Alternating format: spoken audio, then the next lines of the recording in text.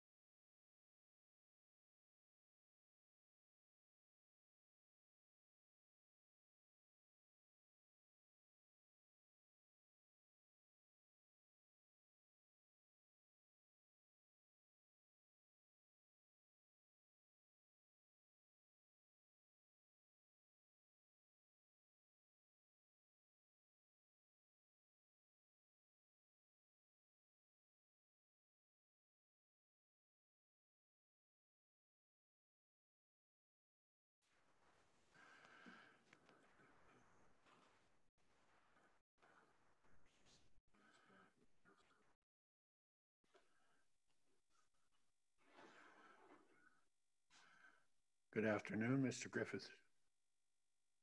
Good afternoon. You're muted. Hello?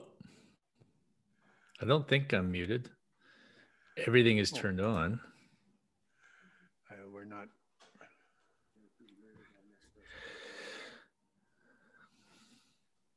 Heather, can you hear me? Yeah. Do we have Okay. sound on Doug yet? Yep. Heather's muted, but he isn't.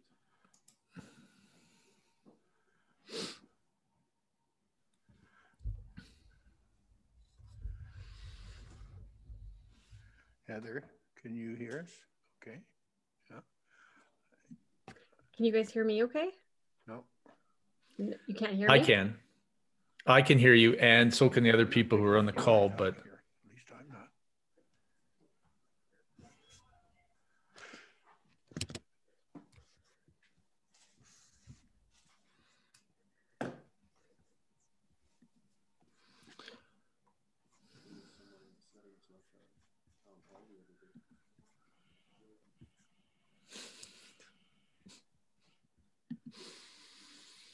IT is looking at it. okay.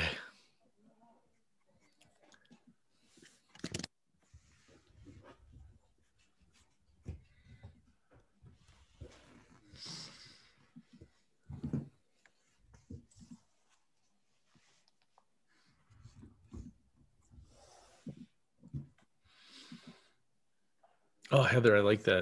It says Heather Thompson and Doug Griffiths. You got top billing.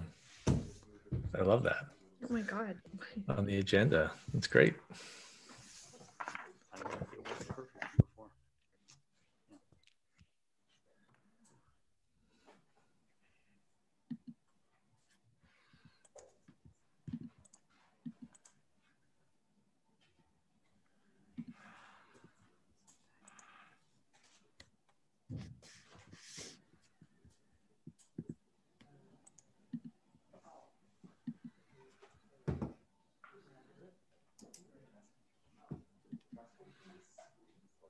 Yeah, I'm going to.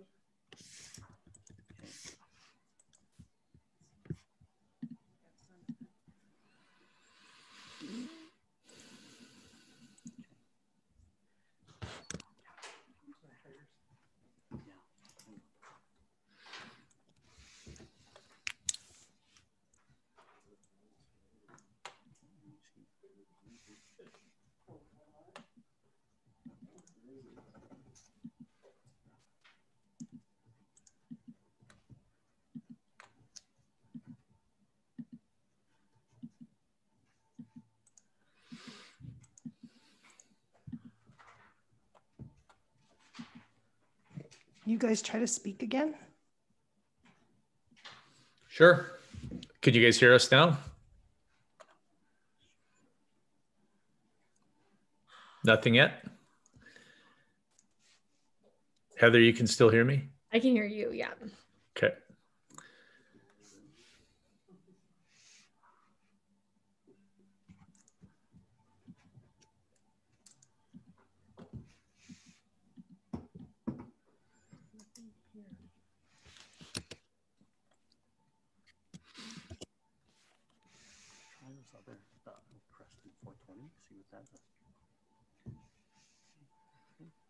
I'm not seeing you.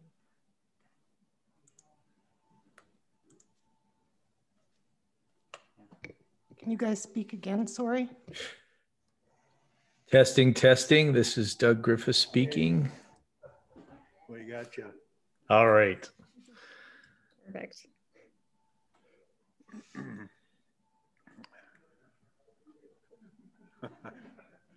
Okay, I think we're ready to go here. So the hour being 3:03, this 23rd day of November 2020, we'll call this regular council meeting of town for the town of Innisfail to order.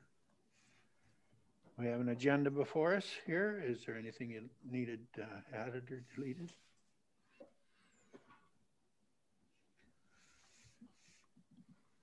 No, then would someone like to move we adopt this agenda as submitted? I so move, your worship. Thank you, Councillor Hill. All in favor? Carried. Thank you.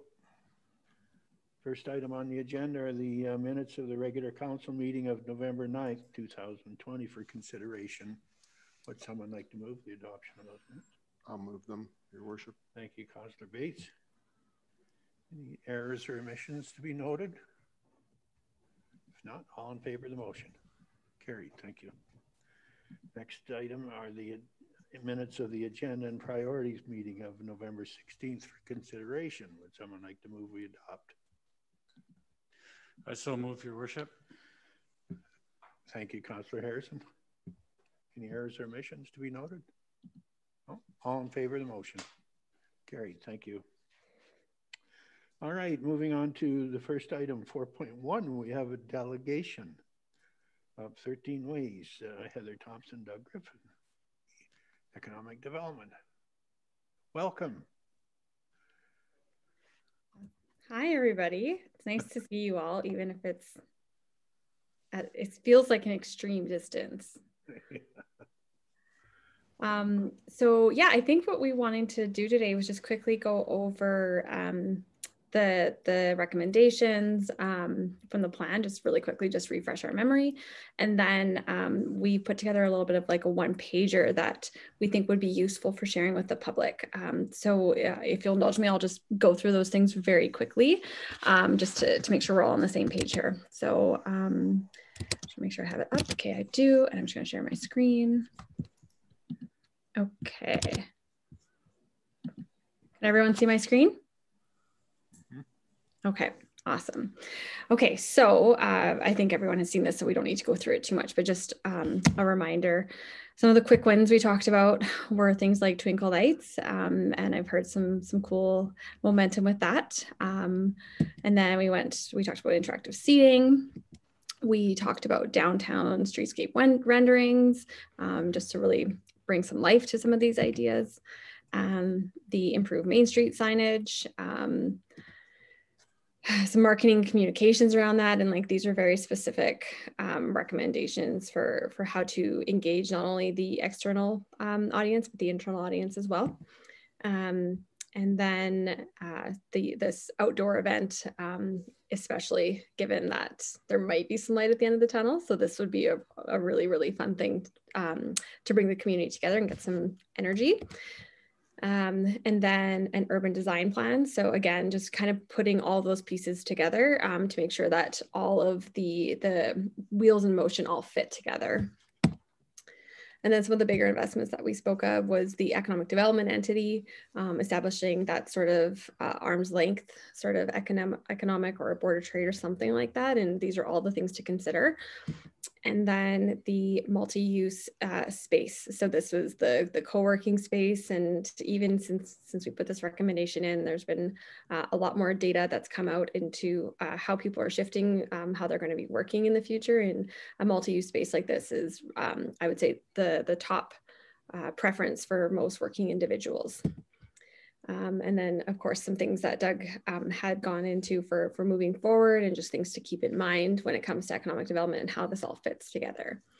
So this was the plan in a nutshell. And of course, there's things on either side in terms of context and how to implement. But this was the bulk of the plan. And so if you will just give me one quick second, I will bring up the one pager just to share with you guys.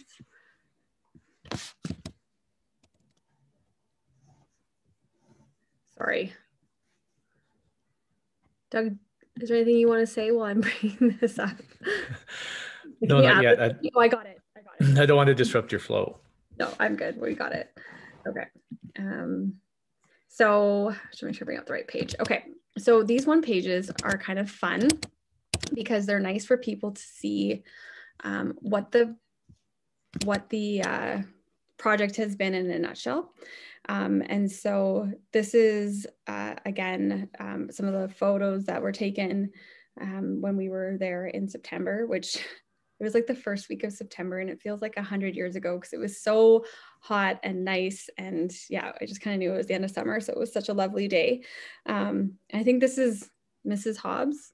I don't know who that is, but I think this is Mrs. Hobbs for those of you. I think everyone was kind of yelling like, "Hi, Mrs. Hobbs," when she was out there. So I think this is a great shot of your community. So we went through and we did a little bit of an overview of the mission and the vision and just those values and story that we created way back in May when we were there at the rec center. And so this is meant to be printed on a 5x7 cardstock. So this would be the front page. And then on the flip side, it has a little bit more of the details of the actual program or the project.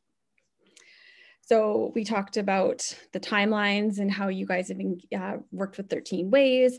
And then we went through some of the project goals. And so this language was what was originally put forward to council for engaging with Doug and myself. So we just carry that language over. So nice consistency. And then we went into a little bit of kind of like 3 different pillars. So people were wondering like, what did we do when it comes to economic development? So enhancing Main Street as a gathering place, developing and supporting a supportive business environment, package and promote community strength, assets, and advantages.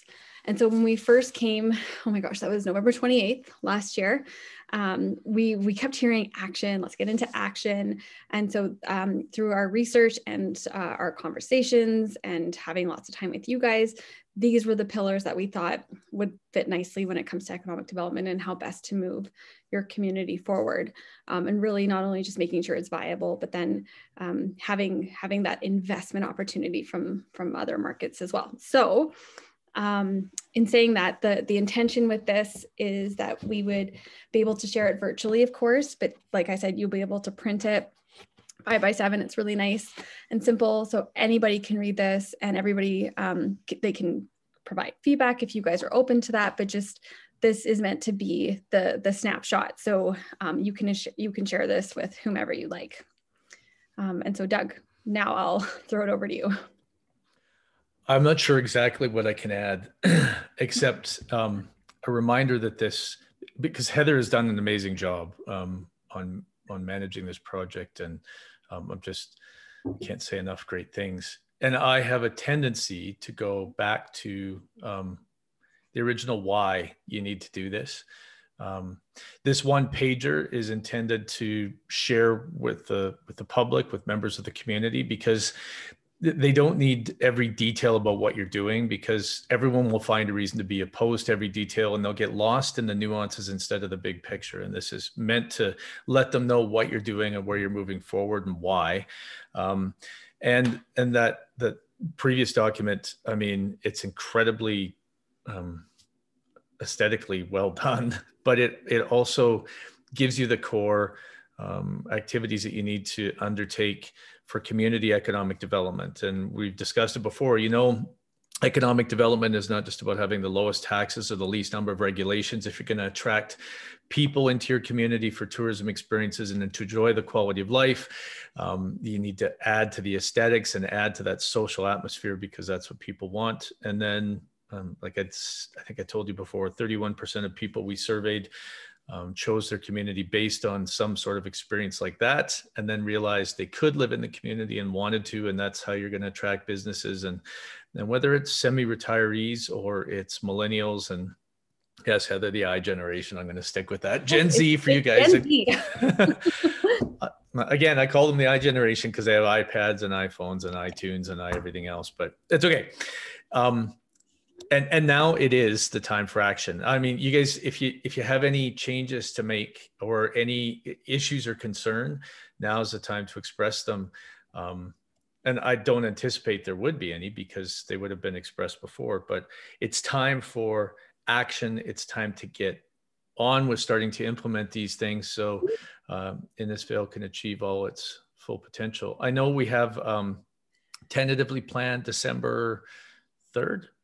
December 4th for the stakeholder virtual engagement. And then December 10th is the game plan for, we're going to do a little bit of a pre-recorded video with some sort of live feed, like a bit of a hybrid, just getting very creative because of the times we're in.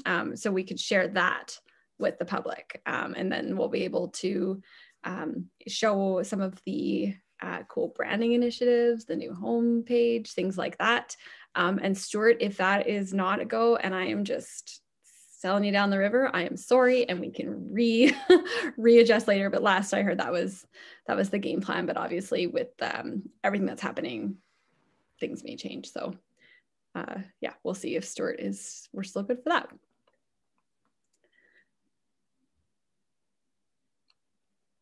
Thank you, Stuart. Actually, I was really hoping you were going to do that. So yeah, so like Doug said, at this point, I think it's really exciting to get into action. And but that being said, I think that this is a great opportunity to have some chats, because I don't think we've actually been able to connect with you guys since we were there and we did the PowerPoint presentation in person.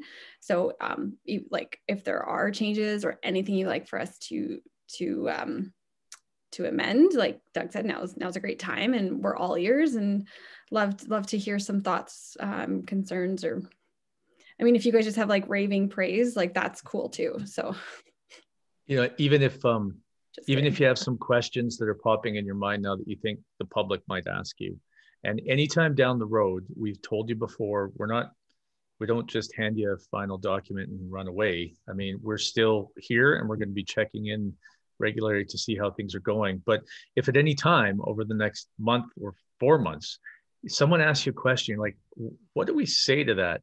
You guys can call on us and say, how do we handle this situation? How do we handle this issue? How do we handle this pushback? And there will be pushback. There will be some folks that say, what? Why are you doing this? And the only way you're not going to get pushback is if you decide to do nothing. If this is just a report that's about great ideas, but no action. When you implement the action, some people will resist. And I hope that you guys realize just how important this stuff is to moving your community forward. Oh, you bet. I just realized we got to get for Stuart a microphone. He couldn't express his excitement there, but anyways, you bet. No, Stuart, have you got anything you want to lead you? Hi, guys. No, I don't think so, Your Worship. Just thanks to Doug and Heather for joining us. Council, obviously, having reviewed the document a couple of weeks ago now, being somewhat familiar with it, the intent to bring in Doug and Heather today was really to present the overview as they did and to see if there's any questions of Council or from Council. So certainly I'd encourage the opportunity now to do so if there's anything on your minds, or as Heather said, any concerns or anything that needs to be addressed. So these functions are coming up in December. Can you just clarify exactly what we're going to do there? Yeah, certainly. So the next step, assuming Council's adoption of the plan today, we will sort of hit the drawing board and come up with a bit of a plan to engage stakeholders that need to be engaged as part of that rollout. So we do have a sort of tentative plan in place at the moment. We've got some tentative dates, as Doug alluded to. At the moment, it looks like everything's going to be carried out electronically, obviously given existing circumstances and the situation at present. But yeah, again, after today, the plan would be to identify everyone that needs to be engaged and to firm up those details accordingly.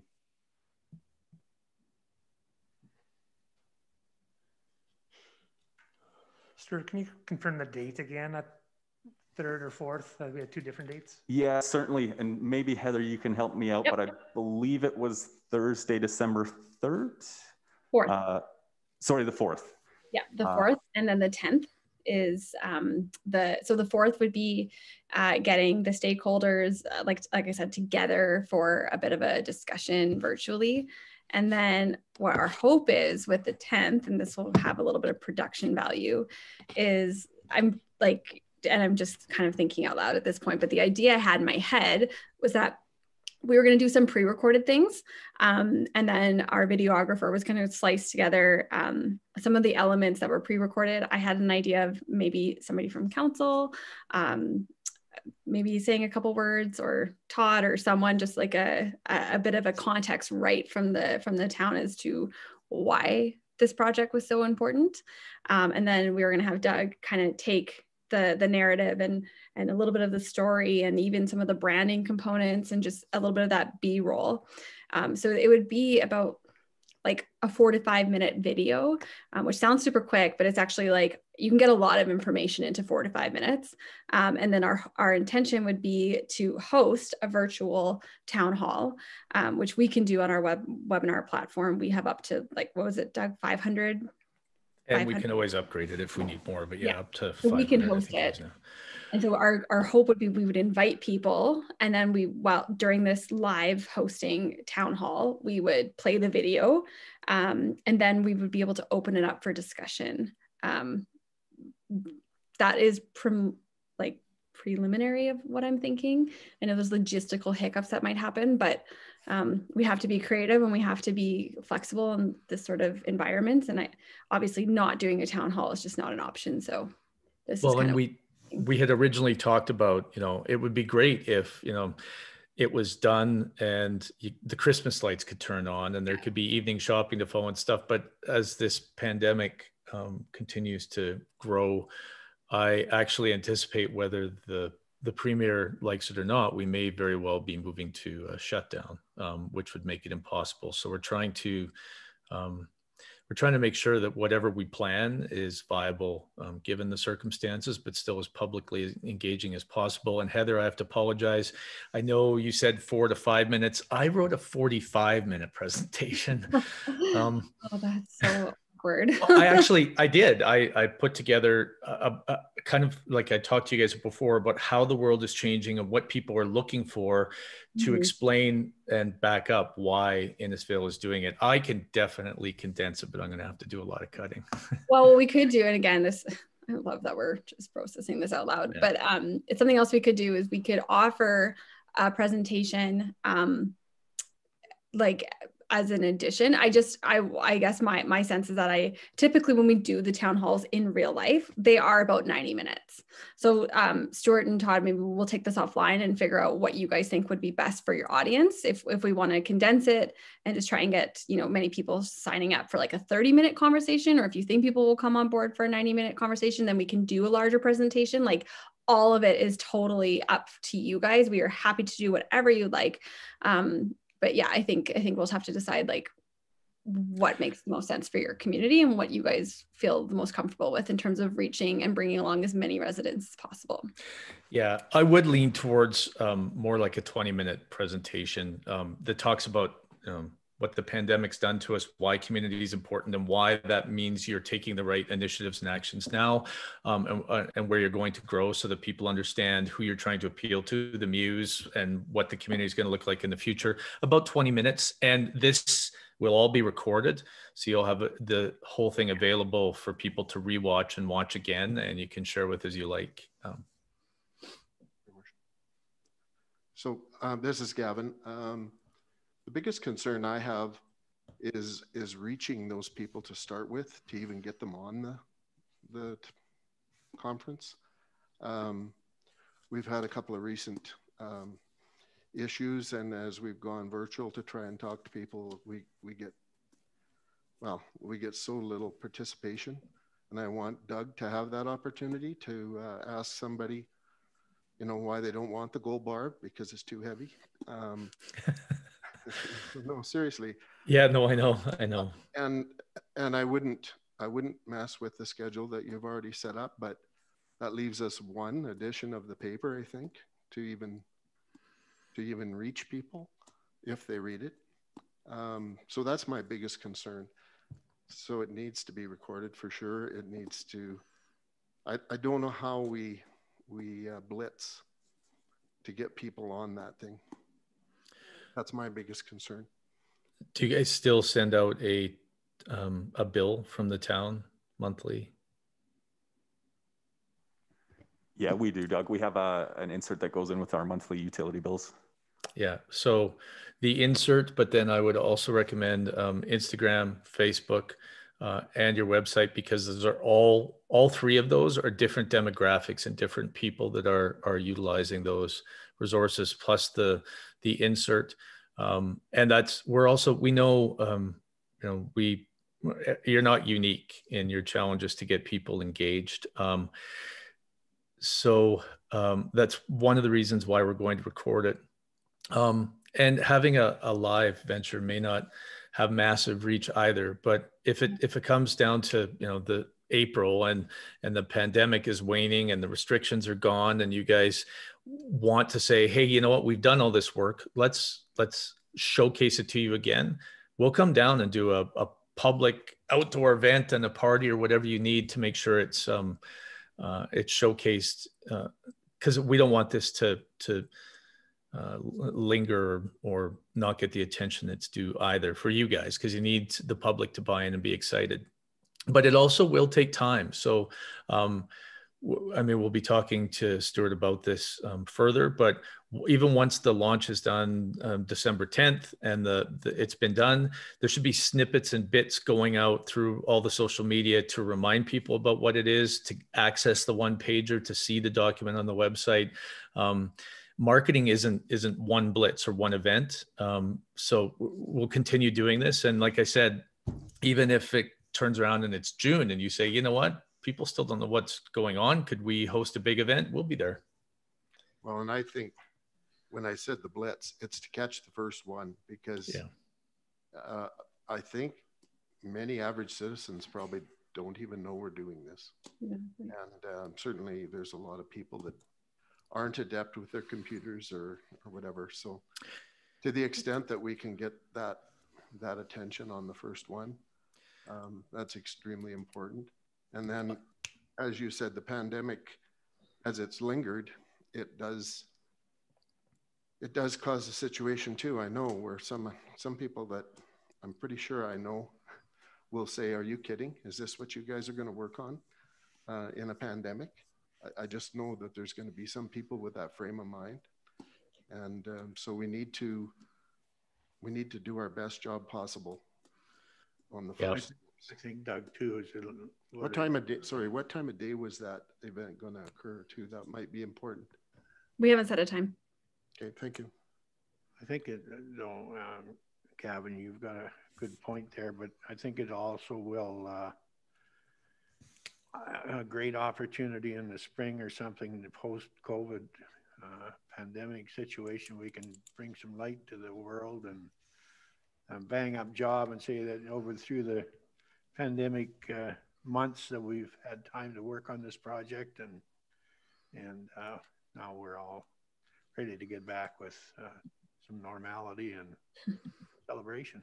But yeah, so if someone says to you, and this is what I mean, if you ever have a question like this, give us a call and we'll help with the strategizing. But if someone says to you, are you kidding, in the middle of a pandemic, this is what you guys are planning, and say, do you think the pandemic's going to last forever? It's going to go away. And this is the plan for how we're going to grow and capitalize on it after the pandemic. And if anything, the pandemic has demonstrated how important community is and local community economics. And that's what this plan is going to capitalize on. So no, that I'm sure we're not all going to be sitting on the swings in the next 3 weeks, mostly because it's winter, but also because we have a pandemic. But when this is gone, and it will be gone, this is our plan for the future of this community to grow in. And as, sorry. Don't get me wrong, Doug, because I heard you say that back in the arena when we had that meeting, that those same words, you know, that what do we want to be like when we come out? Yeah. It's just that I'm very concerned that a lot of people aren't going to hear any message, and they won't be asking us. If they ask this 8-10 people in this room, I think we probably have that answer. Yeah.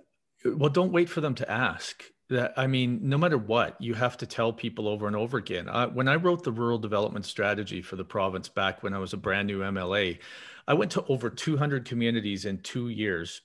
We put advertisements in every single local newspaper, all the radio stations, and I toured everywhere. And when the report was done and I released it, the second phone call I got was from a person who said, what the hell is this? I've never heard about this before. And I was like, have you been in Alberta for 2 years? This is everywhere.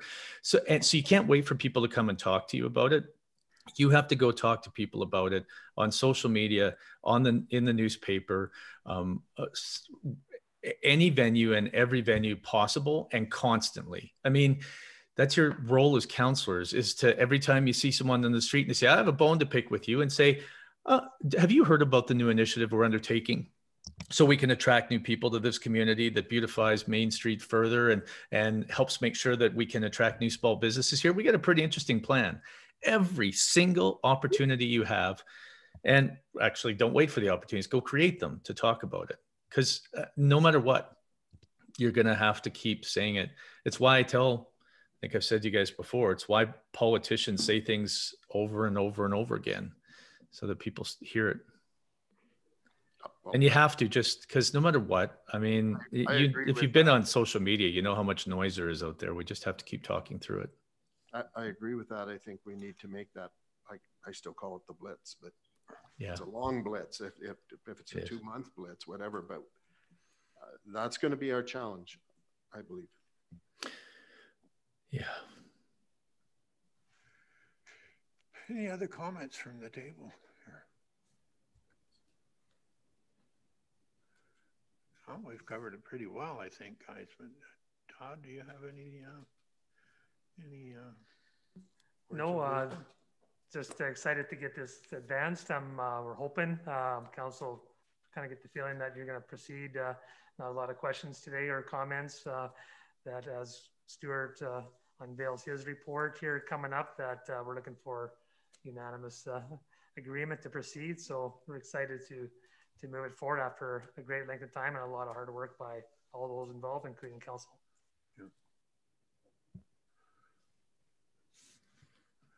Yeah, and your worship, through to Doug and Heather, let's heap some praise on them.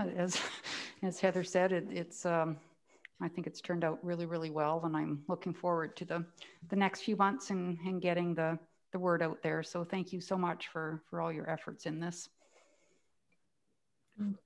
Well, thank you guys. And I was like 70% joking about the praise thing. So thank you very much. This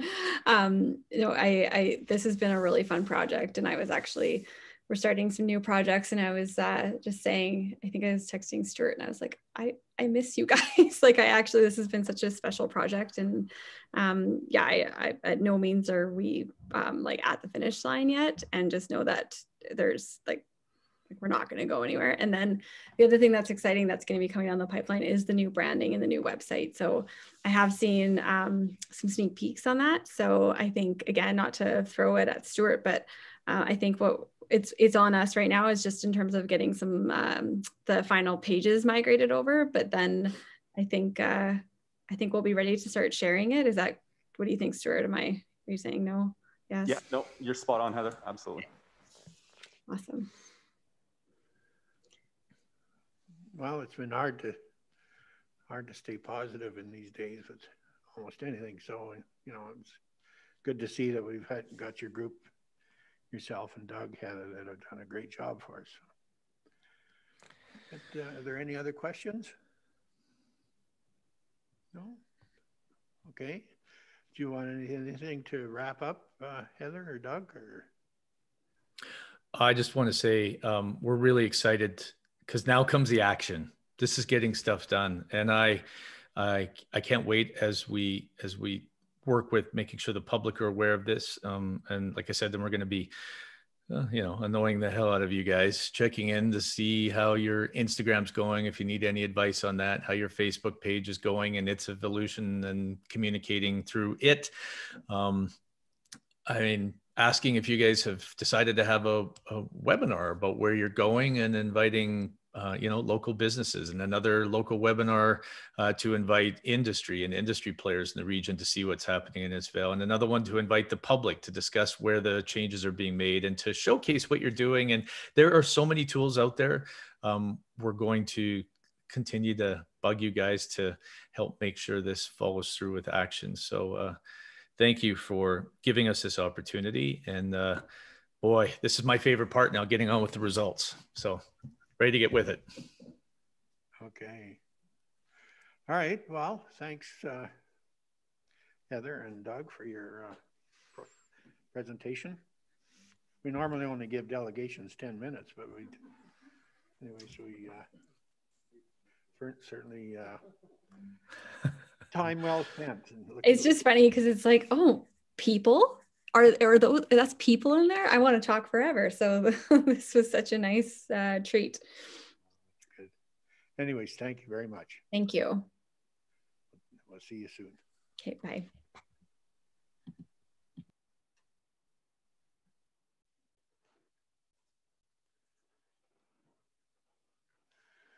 Okay, I guess we'll move on to the CAO's report.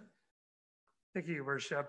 Just to be brief, there's a list there of some of the administrative operational focus over this reporting period.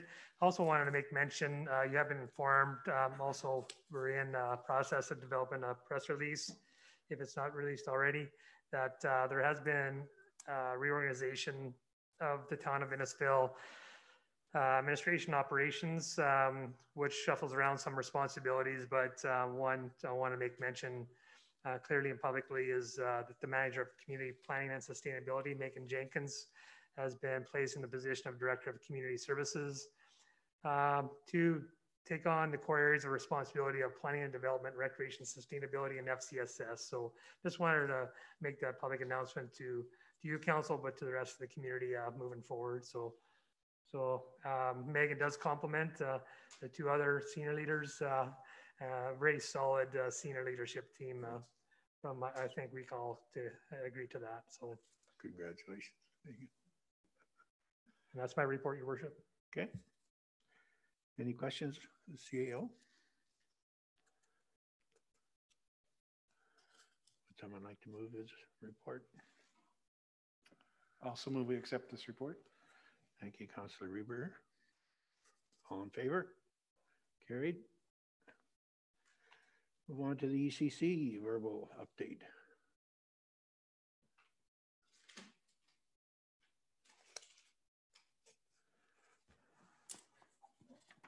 I forgot about that one, Your Worship.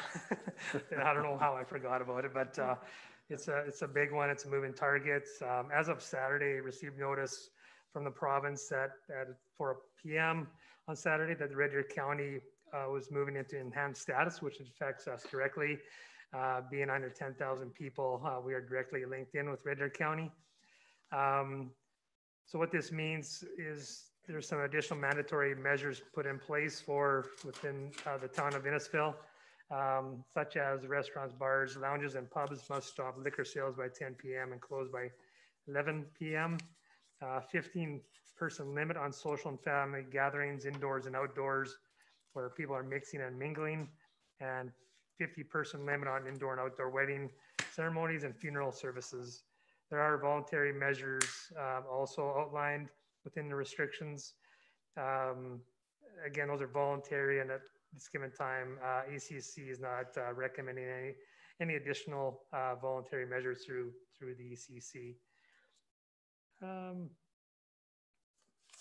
We are monitoring other facilities. The big one, of course, the arena operations.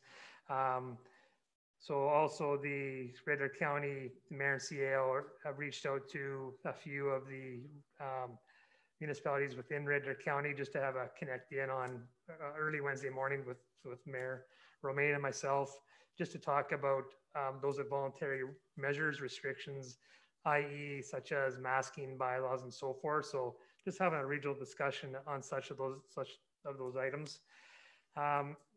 As in regards to the ECC, we're continuing to meet. We had a quick discussion, several of us on the weekend with the news of the enhanced status.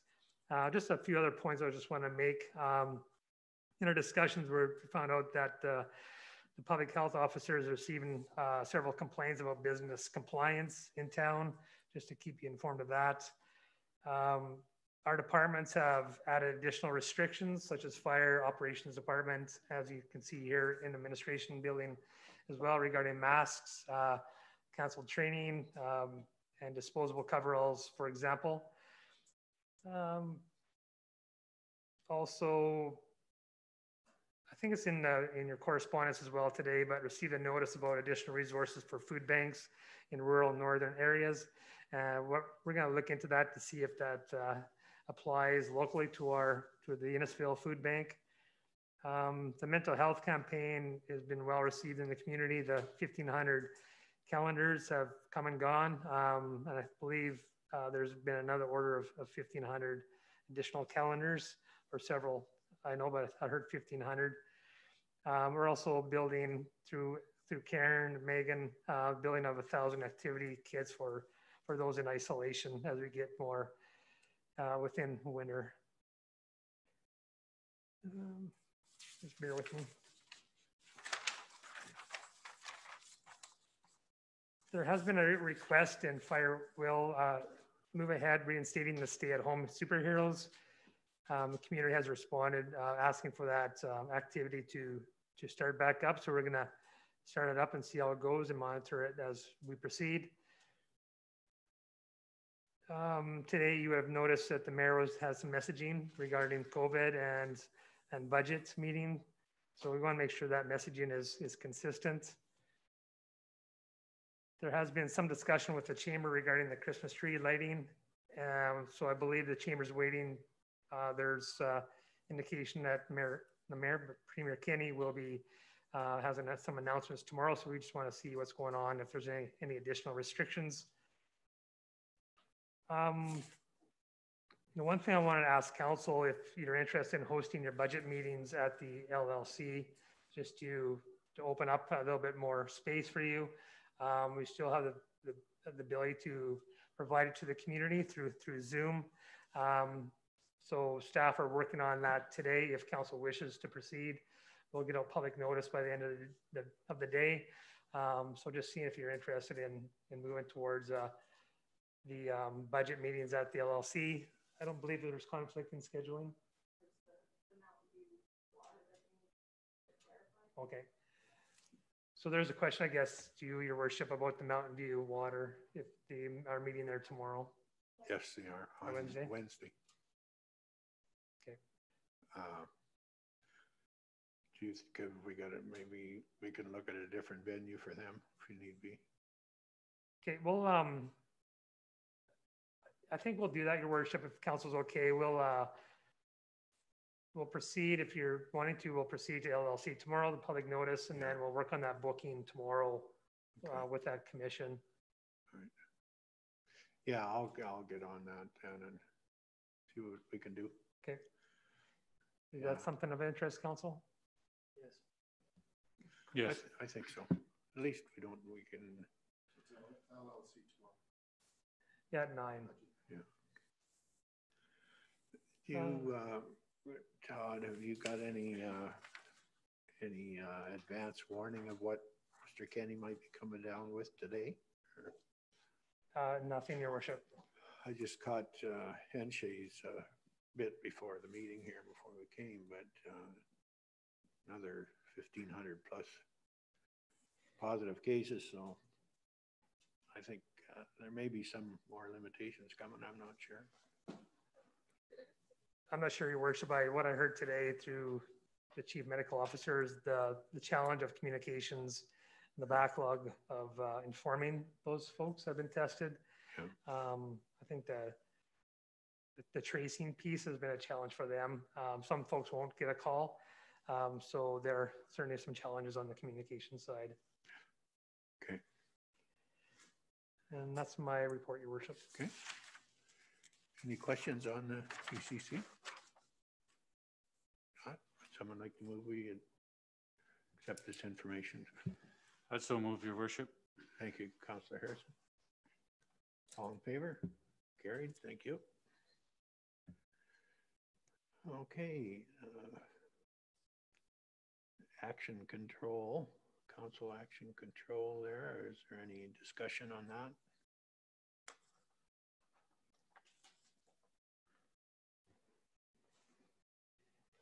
Councillor Bates? Yeah, I have one point, your worship, through to admin.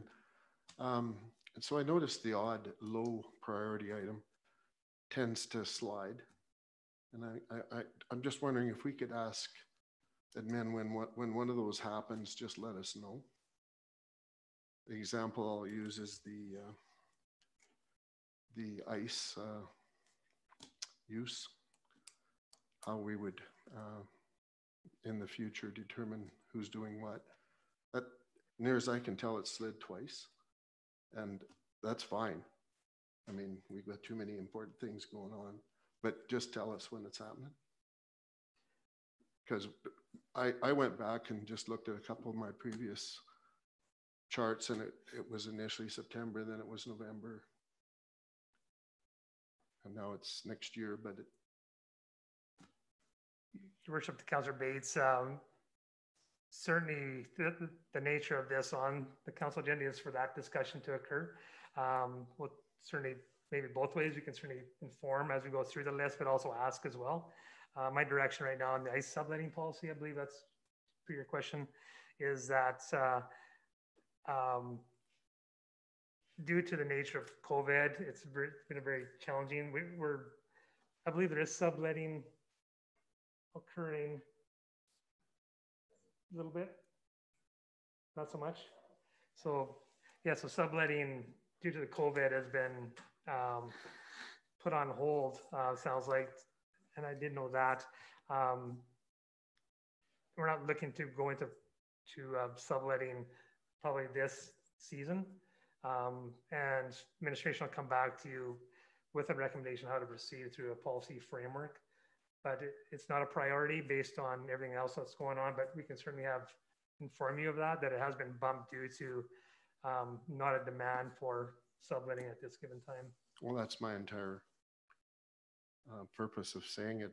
Yeah, I realize the priority has diminished to almost nothing. And if you would just, you know, when you make that conclusion that we aren't going to do it this year, then tell us that and say, so we're sliding it into 2021.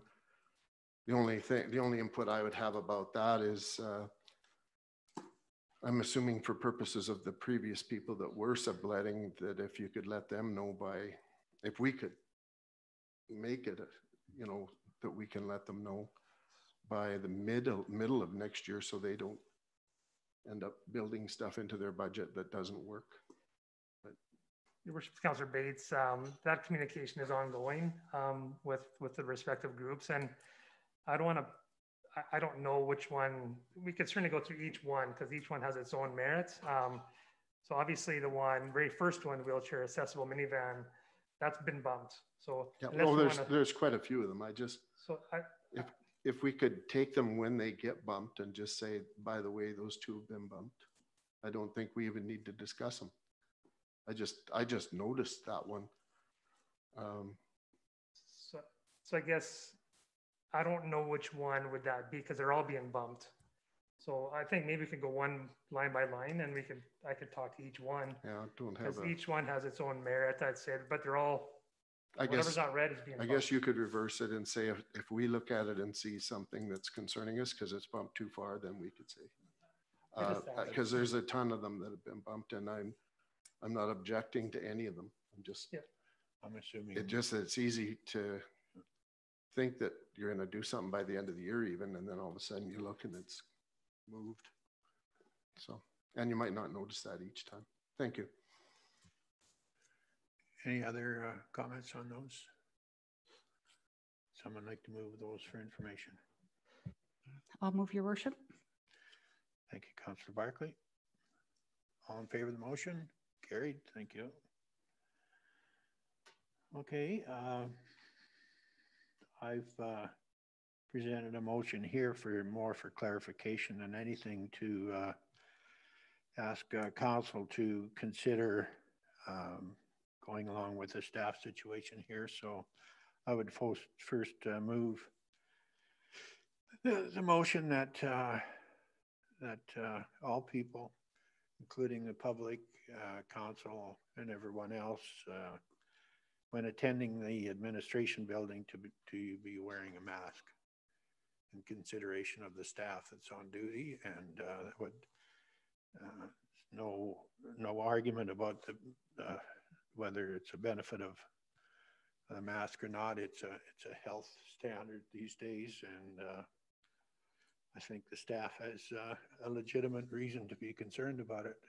It's so hard to maintain physical distance sometimes, and wherever we're at, walking past each other or such. So the mask apparently solves that that question. So my motion is that council, along with anybody else coming into the public, into the building on a temporary basis, will be masked up.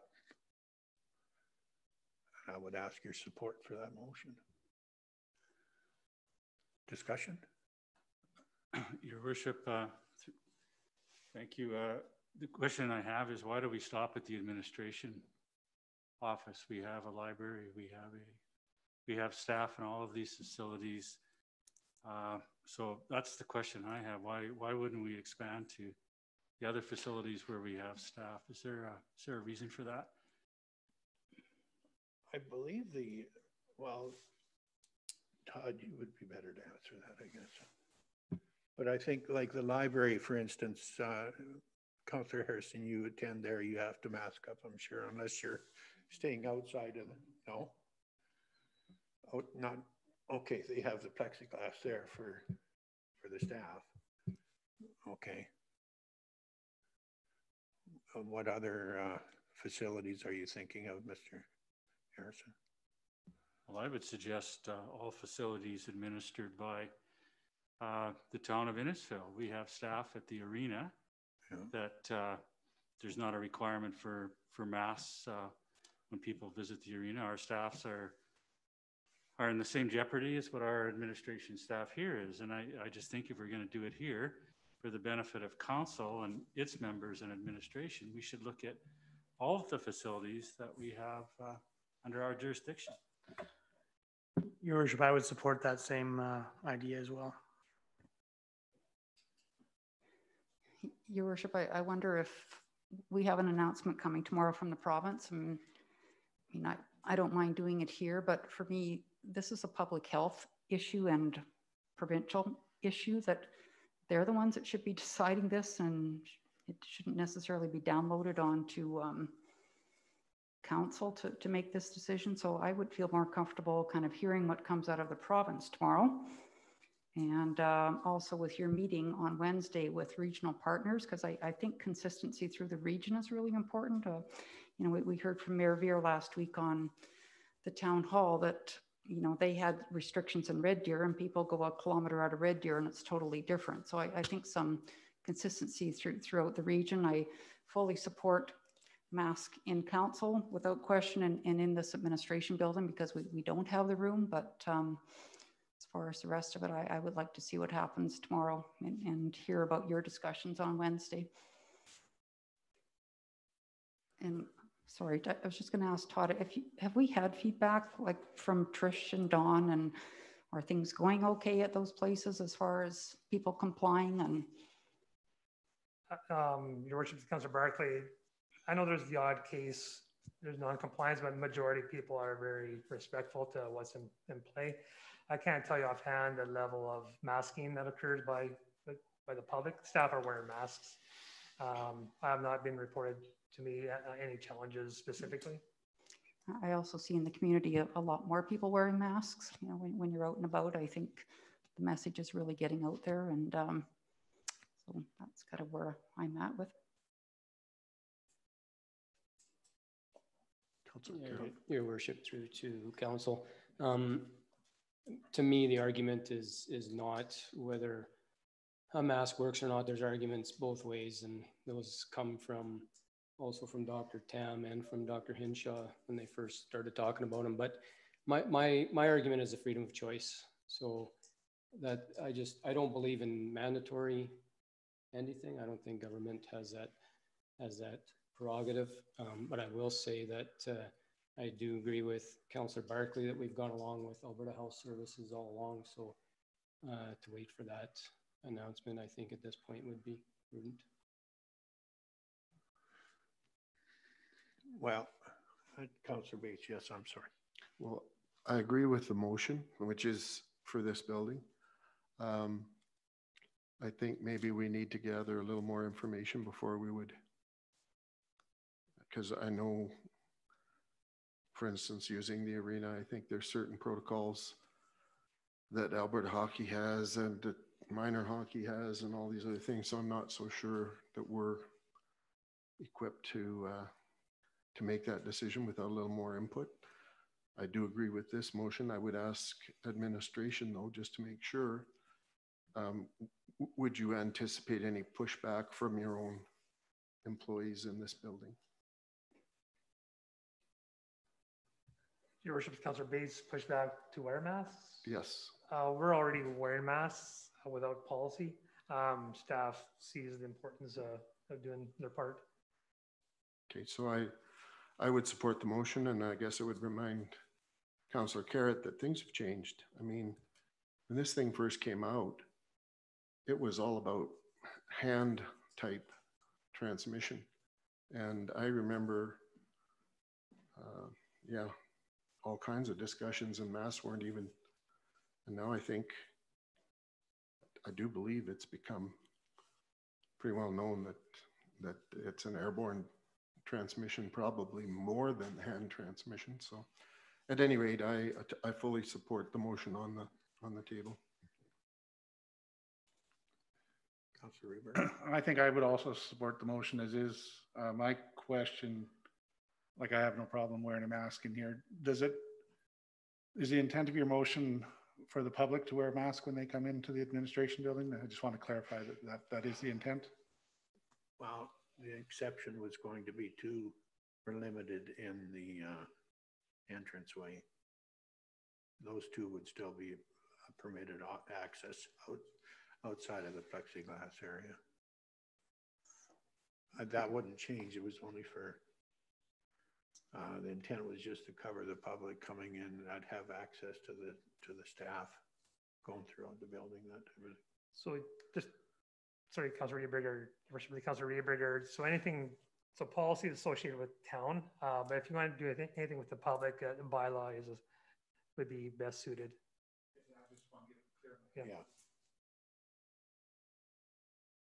So you were through to CEO Becker. The other thing I've been wondering, you know, what kind of risk is there to the town?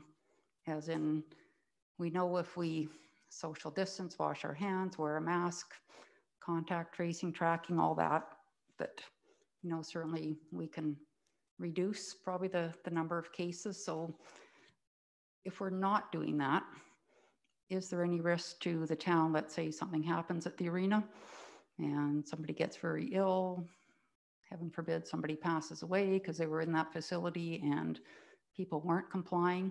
Does that come back to the town at all, or is that solely on individual responsibility?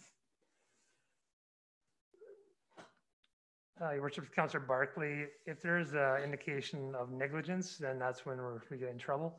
If we're doing everything we can, a proper cleaning schedule, we log all our cleaning, we meet with our user groups, they have their own rules, as much goes on to them, but same sense, and Heather would agree that we're always liable. They're always part of any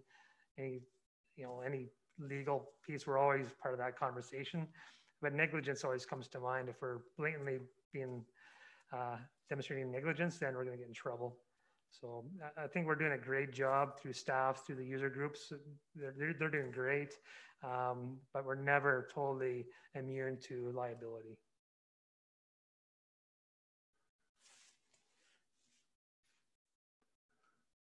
Okay. Back to the intent of the original motion was just to limit the areas to the administration area, and of course, if we want to follow that up with later discussions, if we want to expand on it throughout the community, that's certainly our choice. But anyways, I would propose this motion for question then. All in favor of the motion? I'm sorry. I just want to clarify where we're at here, and if we could have this vote recorded, please.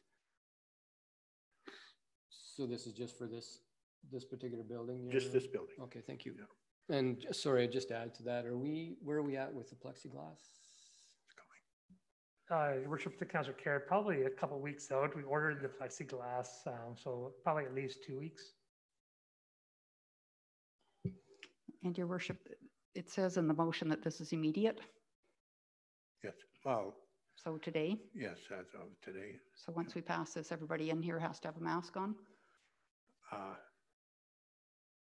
guess so. Okay. if it is, I guess, a time issue of the motion, then yes, it would be effective immediately. Okay, and I'll ask the question, all in favor of the motion? Opposed? You want that recorded?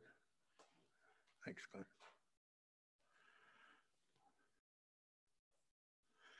Okay. I'm sure there will be further discussions and considering, and I'm thinking something is coming out today on Mr. Kennedy's background, but we'll hear from that. Pardon me? Tomorrow, officially. Okay. Council meeting start dates. We set a trial time frame, and I believe our time is up to discuss the time of council, and in the meantime we've been trying a 3 o'clock trial basis. Has that been working out? Councillor Hill, how's that doing for you? Yes, Your Worship, it's been very accommodating to me personally, and I appreciate the opportunity to have rest of council support that as an interim. Going forward, yes, 3 o'clock would be preferable for myself if it's deemed appropriate with everyone else. Councillor Carrot, you're still one of the working guys, I know, that had concerns. I am, yeah, so far, till new regulations come out, but yes, I'm good with 3 o'clock. Okay. All right, and the rest of us, well, please speak up. I guess we need a motion to proceed with the 3 o'clock schedule. I would move that we permanently move the meetings till 3 o'clock for all council meetings. Okay. Discussion? Just a quick question. I guess we did it before to administration. Is that good with you guys? Yes. Yes, Your Worship, the Councillor Bates, administration certainly helps us as well, so we appreciate that. Okay, all in favor of the motion? Carried, thank you. EDC and communications, Innisfail Economic Development Plan. Mr. Fullerton. Yeah, thanks, Your Worship. I think I've got the next 3 items on the agenda.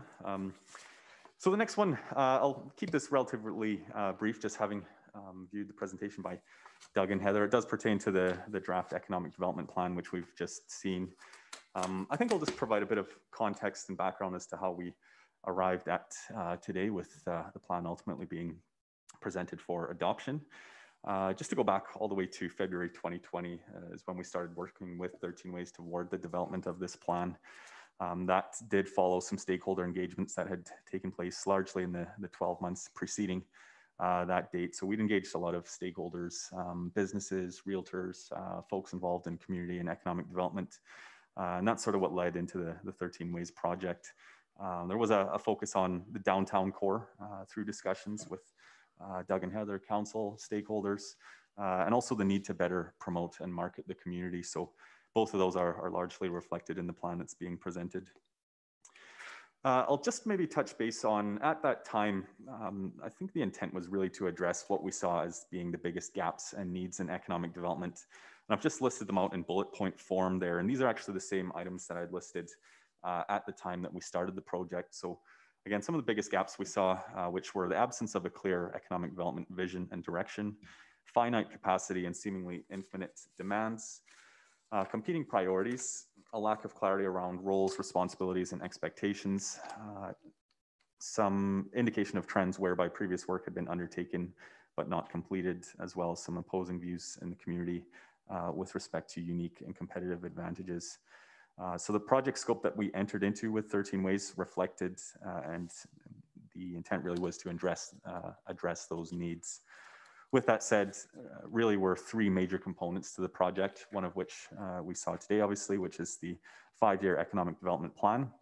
As Heather alluded to in her presentation, they're also finalizing some marketing and communication assets for us, including the redevelopment of the town's website. So we'll hopefully be communicating updates on those in the weeks to come. And then stakeholder engagement, which is obviously a big part of the project scope as well. 13 Ways obviously wasn't able to conduct some of the in-person engagements that they would typically do for projects like this, but certainly we will look to make it up through online forums where possible. Just a bit of an overview of the methodology of the strategy. And again, it was largely touched on by Heather earlier. It's a series of strategic objectives and associated action items that we as the town can undertake towards those strategic objectives. It is created over the span of 5 years, and the document was developed as a living document, something that can be altered or adjusted as needed on an ongoing basis to reflect current realities, needs, challenges, or whatever it may be. We do just make a note in this report here, just noting that due to COVID-19 and otherwise, it is strongly recommended that the town exercise a considerable degree of flexibility in executing the plan in light of constantly evolving circumstances and amidst considerable economic uncertainties. The importance of remaining agile and able to adapt to current realities cannot be overstated. So something we'll keep in mind just as the plan rolls out over the next few weeks and months. In terms of next steps, again, as you would have heard earlier, we do have plans to engage stakeholders, those that were involved with the development of the plan, as well as others in the community that are affected by it. So we'll hopefully have some details to firm up and communicate out within the next week or so, what those might look like. Other than that, that's the plan. Again, we're asking for adoption tonight, or this afternoon rather. However, happy to answer any outstanding questions, concerns that council may have.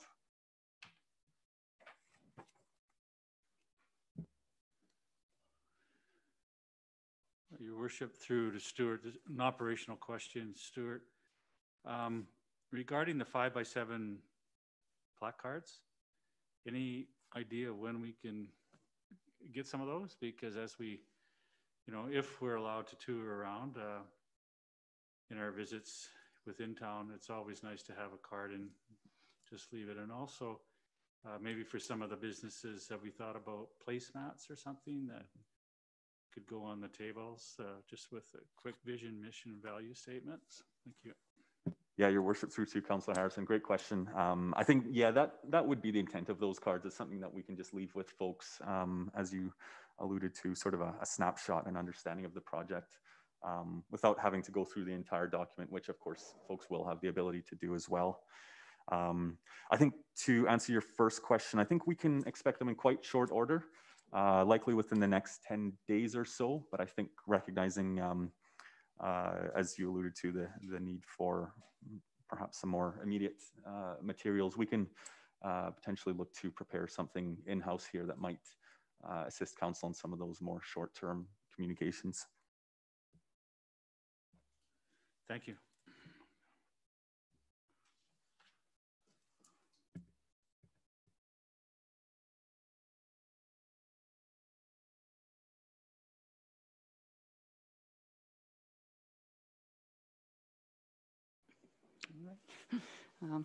Your worship, I'll make a motion that we adopt the Innisfail Economic Development Plan 2021 to 2026. Thank you. Didn't realize my mic was off. Discussion, further discussion. Your worship, through to Stuart, I just want to say praise on you too, because I know that you were obviously an important part of this, and you were the project lead from the town's perspective. So thanks for all your work on this. And I think it's a really good document, and I'm excited about moving forward when we're able to.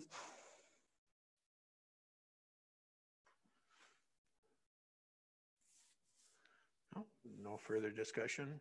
All in favor of the motion? Carried. Thank you, Stuart.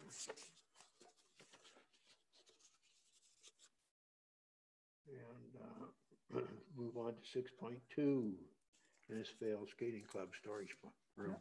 So you haven't gotten rid of me quite yet, your worship? No, I guess not. Just a couple of lease agreements to propose to council.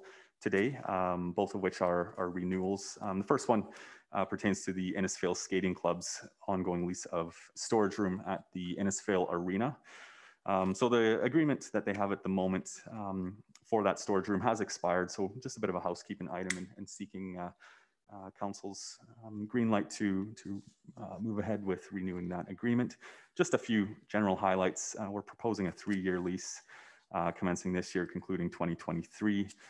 They do use it to store some of their sporting and athletic equipment, some of their event supplies, displays, etc. There's an annual lease fee of $1,000, which we require to be paid on the first day of every September for the duration of the lease. And the agreement, as you'll see, also includes the use of a storage locker in the dressing room hallway. So the agreement itself remains largely unchanged from that which just recently expired. We did clean up some of the formatting and language, a few grammatical errors, but otherwise we are proposing that it be renewed at an annual rate of $1,000 until August 2023. All right. Would someone like to move? I'll move the recommended action, Your Worship. Thank you, Councillor Bates. Discussion? No? All in favor of the motion? Carried. Thank you. And 6.3, Henday Association Lifetime Learning Meeting Space. So just a similar item, Your Worship, this one pertaining to the Henday Association for Lifelong Learning's lease of facility space at the LLC. So currently the Henday Association leases out both the administration office at the LLC and the large meeting room. We've outlined those in the attached map, just in case you're wondering what specifically those rooms look like. Their lease, it's on a 2-year agreement at the moment. It's set to expire at the end of this year, December 31st. And so today we're just proposing that council give the green light to enter into a new 2-year lease again, commencing January 1st, 2021. Again, just a few bullet point highlights is for the Henday Association to be able to provide programming and administrative space. There's a monthly lease rate of $765 for 2021. In 2022, rather, just noting a typo in the report there, that would increase to $770 per month. Annual rate increase of $5. So that's consistent with the previous lease agreement that we had with the Henday Association. Just to note that the large meeting room, it does remain available for public bookings outside the Henday's use. So in Schedule A, you'll see the hours around which the Henday is permitted to occupy the facility. Anything outside of those remains available for the public to book through the town if and as needed. In my report, I did provide just a bit of an overview of who the Henday Association is. I'm sure everyone around this table is familiar, but it's there for your perusal nonetheless. Otherwise, the recommended motion tonight is that council renew the Henday Association's lease, at the LLC until December 2022 at a monthly rate of $765 plus GST for 2021 and $770 plus GST for 2022. Okay. Your Worship, I'll make a motion that we follow the recommended action. Thank you, Councillor Carrot. Any discussion? All in favor of the motion? Carried. Thank you. Thank you, Stuart. Okay, moving on to operational state of infrastructure. Director Kennedy.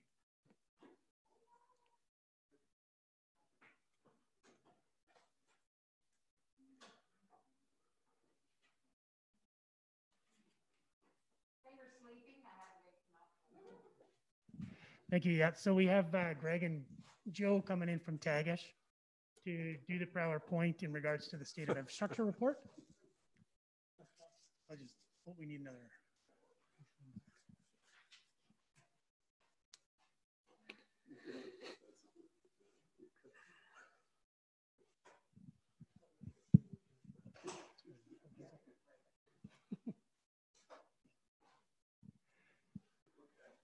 Okay, so while they're having a seat, I'll just do a quick intro into the report. So little bit of background. So Tagish Engineering was hired back in the spring of 2020 to complete the 10-year master, 10-year capital plan. What that did is entail two components to the plan. One is a state of infrastructure report, and then the other one is the 10-year capital plan. So I have Greg and Joe here to go through what the state of infrastructure report, just as a summary, all entailed. It's a big document, so they'll just give you a quick summary of that state of infrastructure report.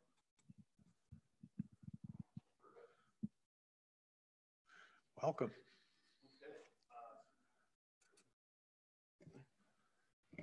So I will kick us off. I'm Greg with Tagish Engineering. Beside me is Joe, as you mentioned. Thank you. So yeah, our two big things was the state of infrastructure report, and then ultimately that leads into a capital plan. So first, kind of starting with the scope of our assessment, what we looked at was the roads, the sidewalks and trails, water, wastewater, and stormwater infrastructure. It's kind of what we kind of call your outside civil works. And I guess we're flagging that because we didn't look at, say, fleet or buildings in this report, just kind of those key infrastructure components. However, in the future, I think it could be added to if this works well. I'm just clicking my slides. Can you click to the next one? So, oh, this works for us and this works for you folks. So the development, I mean, the end goal is to start giving some information to help developing a capital plan. So starting right at the beginning, we looked at condition assessments and record data. So the town had a lot of data to use, so it's important to pull that in. Then we looked at a way to analyze this data, whether it be a condition report or just ages of the pieces of infrastructure. And we developed a report card ranking, like a system for each piece of these components that could be somewhat standardized so that it should work not only now, but into the future.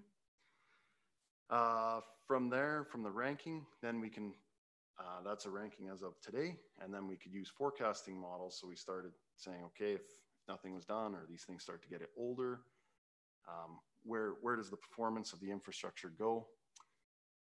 And with those two things, the current ranking and the forecasting, we can start to put together projects and look at areas to help guide some decision making on the ultimate capital plan. We can go to the next slide.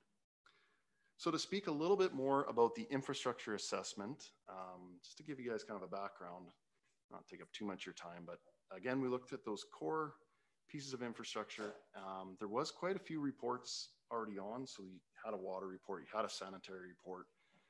We added a bit more into the road assessment, but it was important to try and bring these individual reports together because it can be a lot to look at if somebody comes and just talks to you about your water system, but hey, how does this affect your sanitary at the same time? So the goal was to kind of bring everything together.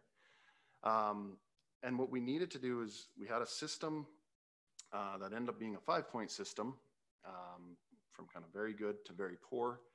And each piece of the system got a ranking. So that would be a hydrant, a manhole, as some examples, right down to the lines themselves. And we based that ranking framework off the Canadian Federation of Municipalities, a report card system. So there is a bit of a benchmarking standard for Innisfail to compare to other communities, and for everybody, whether it's us or anyone else looking at those evaluations, that it's a standardized system. So with that, we then have to compile that data up. So we looked at infrastructure as a whole. So if you look at, say, a block of water line, you have the pipe itself, but also the valves, the hydrants along the way. And they can be at different ages and different conditions. And so we used a cost averaging so that, say, if you had a bad valve, but it's 400 meters of water line, that it wouldn't say your whole water line in that area is deficient or vice versa. So we used kind of average replacement cost to help weight the scoring. And we used So we took the individual scores of, to again use the water example, took in an area, the water line itself, the valves, the hydrants, and compiled a score. We also did have a range there, as you see up on the screen, from kind of A's to F's. It's just really an easy way to kind of communicate out the standards of your system. So we can go. So this is kind of a snapshot of the big overall. And we've got a slide to kind of explain a little bit more in detail of the scoring of each assessed, but I'll just give you kind of a minute. I mean, the obvious thing is your sidewalk and trail network is your top rank, and honestly, roads, laneways, and all the hard surface infrastructure is doing quite well. And we found the sanitary network to kind of be the lower grade. I mean, nothing's failing, so this isn't an alarming report. This is overall pretty good news. But I'll turn it over to Joe now to kind of give you some individual information on the assets. For sure, yeah. So we'll start off with roads here. So kind of provide you with an overall assessment of what you're looking at, because there's a lot of information on this slide, I know. But again, that just speaks to the amount of data the town has that we can actually pull together and showcase to you guys. So roads currently, they're at that B- scoring, which is quite good. Below that, we have the total asset value. So that's the total replacement cost of all roads within your network. The overall condition is broken down, and then we were able to pull a few things, key information out of the road network itself. So we have the different classifications with the locals, collectors, and arterials, and the different surface data. No, it's not really showing up excellent with your PowerPoint slide at the moment, but that's okay. I think the message is put across. And then below there, you have the arterial, collectors, and locals, each performing an A, B, and a C-. So again, quite well. Now on the right is just an overall map of the town and where those condition assessment information is showing. Yeah, we'll jump to the next one. So your laneways performing at a B+ with the asset value of $7 million. We have the overall condition and the different surface types within the laneway classification, gravel and asphalt. Gravel performing at a B level and asphalt an A-, and then the overall map as well on the right. Sidewalks and trails with an A+ with an asset value of 28 million. So the two key components being the trail network, which is what the map is showing, and then also the sidewalk network, which is the larger portion of that asset group. With the trails performing at a B+ and sidewalks at an A-. Your water network, so there's a lot of assets within this component, is performing well with the B-, the large asset replacement value. So the key things we pulled away for this was the different pipe sizing, just for information purposes. So in the middle, there's your total length of pipe within the town, the different materials on the right there that make up the network. We're then able to break down that B- score into water mains, hydrant, valves, and reservoirs, all performing relatively at the same level, which is great to see. And then again, the map on the right. Your wastewater network is unfortunately the lowest out of all the core three there, with the C+, the replacement value of 29 million, different pipe sizes and the different pipe materials within the network. And then there's some division within the next breakdown here. We have the mains, the manholes, and the lift stations. The mains and the manholes performing quite well, and then the lift stations are pulling down that overall score, the D. And then lastly, the stormwater network at a B-, different pipe sizing and the pipe materials in the network. And again, the three breakdowns with manholes, catch basins, and catch basins and manholes, all performing around a B. So then we were able to take this information and compare it to the national average. So we have the roads, water, wastewater, and stormwater. So you can see overall the trends in each category do reflect the national average. And a generalized statement can be made that the town's performing at or above the national average. So some key takeaways from our report that we were able to develop.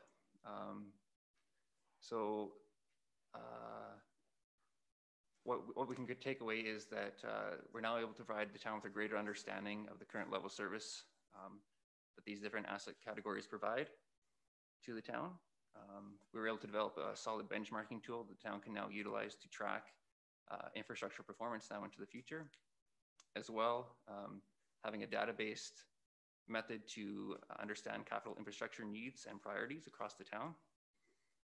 Looking into the future, some areas for improvement would include to continue to invest in asset management, which hopefully this presentation showed the importance of. As well, we can improve upon the data in this report and assessment by completing more routine updates and improvements to the data used to improve its reliability and accuracy. Yeah, so I think at this point, we're going to turn it back over to Stephen. Yep. So yeah, I was going to go into the project identification. So we did touch base a little bit on this last week, just in how, I guess, 3 steps or 3 key areas that we looked at, or Tagish looked at, is in regards to identifying the project. So mainly project areas were determined by comparing and reviewing the 3 main categories: roadways, water, and sanitary. This was determined to overlap the critical and high-risk areas.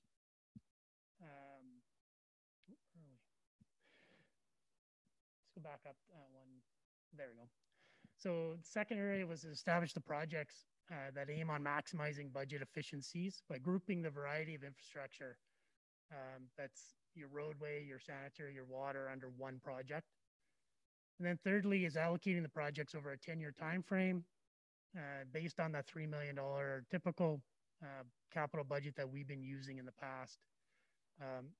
This process does consider the overall risk and priority to aim at an equitable distribution of the projects throughout the town. So we're not focused on one area. A couple general notes in regards to our 10-year capital is project priorities may change and new areas may appear if infrastructure conditions change or new funding becomes available. So it's one thing that it is live, it is adjustable. Just because we have a list doesn't mean that in 2 years one doesn't get bumped based on priorities. One of the benefits of capital planning is the detailed engineering and costing can be completed in the next year.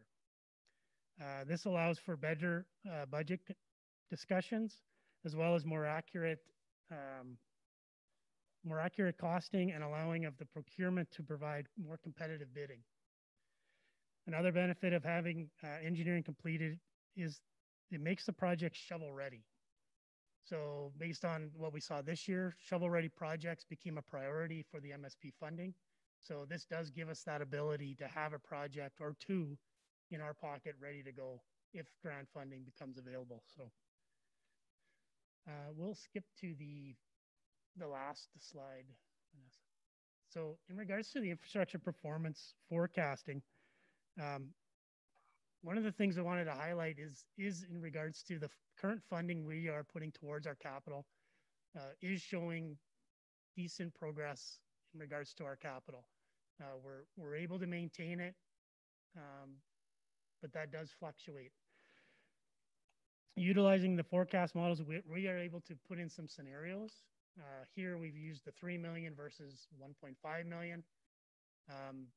We can adjust that yearly. So that's the importance of doing this on a yearly basis, is to look at these forecasts and how they affect it, as well as we look at our infrastructure and is it performing the way that we predicted? So it's important to be able to go back to these models and forecast these. Also involved with the forecast model is we can be used as a tool for council. If council decides that we want to focus on our sanitary, so our sanitary is our kind of least performing infrastructure. Say council's direction or wants a discussion on upping that infrastructure to a B. We can then throw that into the forecast model, see how it affects the other infrastructure, as well as how much funding would be needed in order to get that infrastructure up to a better rating. So some of the benefits of these forecasts, I think, are really important, as well as they are compatible with our asset management strategies and stuff that we're working on currently. So it's all very collaborative and it all works together interface-wise. So some important things for this year, and we have it in our capital, is that we continue to upgrade and use these tools for any discussion that council might have in regards to our infrastructure. I think that's all we had in regards to the presentation, so we'll just open it up to any questions. Your worship, through to Greg and Joe or Director Kennedy, with respect to the lift station scoring a D, is that just the capacity or not functioning? It is one of the things that we didn't have in the scope was to evaluate our lift stations. So it is on our task this year to evaluate and get a better idea of where our lift stations are. They are very old. They are one of our areas that we find are high in infiltration. So it is, I think, accurate to say that it is an item that we need to focus on.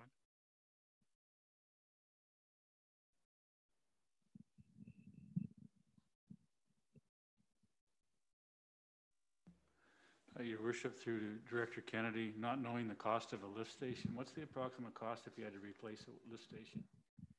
That really comes down to the size of the lift station. Be it we have lift stations that are very kind of small area, small catchment areas, so they can range from, maybe I'll let the guys there, they probably have more expertise on that. For a larger lift station, you could be kind of the million plus category, kind of millionish, and the smaller ones would be kind of the 500 to 750,000. I think we're using 750 for a lot of the benchmarking, and just over $1 million for the larger lift stations. Thank you. I see here your Mr. Kennedy, you're planning roughly $3 million a year for 10 years. And our difficulty is planning MSI and expectations what we can see from the government in the future. Like $3 million out of what is normally a $5 million capital budget year is a substantial amount. Is this more than what we've done in the past, Stephen? Like $3 million a year average? That is very typical of the last 2 years that we have record of. So it is kind of the standard that we've been using so far. But we can do it like based on, say, in 2 years, we see the MSI funding drop. We can then adjust this and actually be able to show how that's affecting our infrastructure. Well, I know we've been, I'm a little bit disappointed to see that we're just barely the average of communities, because we started a replacement program on our deep service infrastructure 15 or more years ago.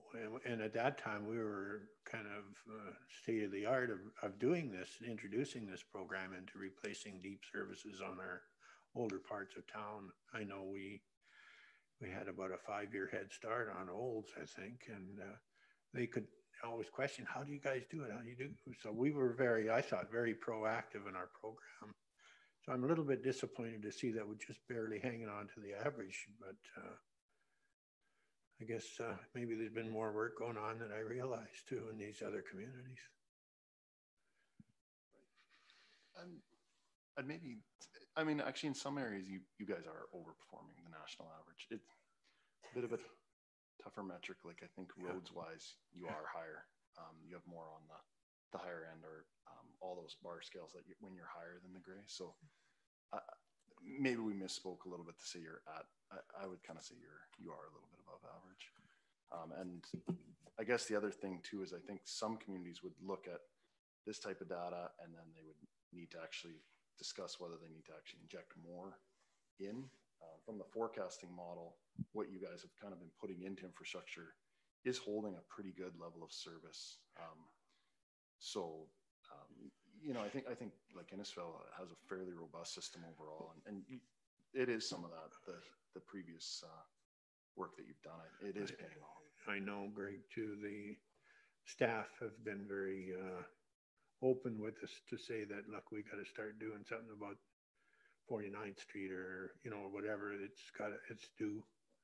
So they're, you know, where we've supported them very much and respected their attitude and the way that they look at it. So I think we've had a lot of it comes from good staff management and input from your staff too.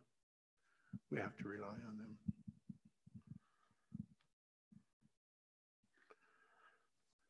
Not just engineers. Agreed. Actually, part of our process, we did do like a road ranking, but so did your public works individuals, and we married those results. Took things like line breaks and other high maintenance areas. Those are in your scoring. So, because I do agree. I mean, we're only here for a shot in time. They're on the ground every day. They've got a ton of knowledge. Good. Any other questions of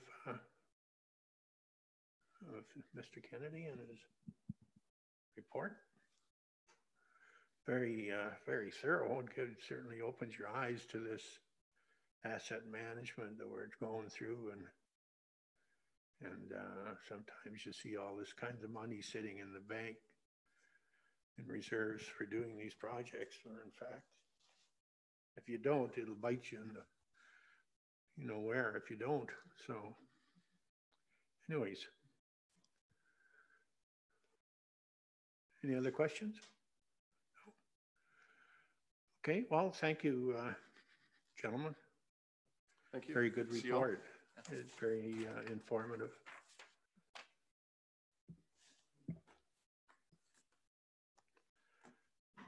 So I guess I'll just ask council to just if we could get a resolution to adopt the information. Also move, your worship. There we go. Moved by Councillor Garrett. Any further discussion? All in favor of the motion? Carried. Thank you.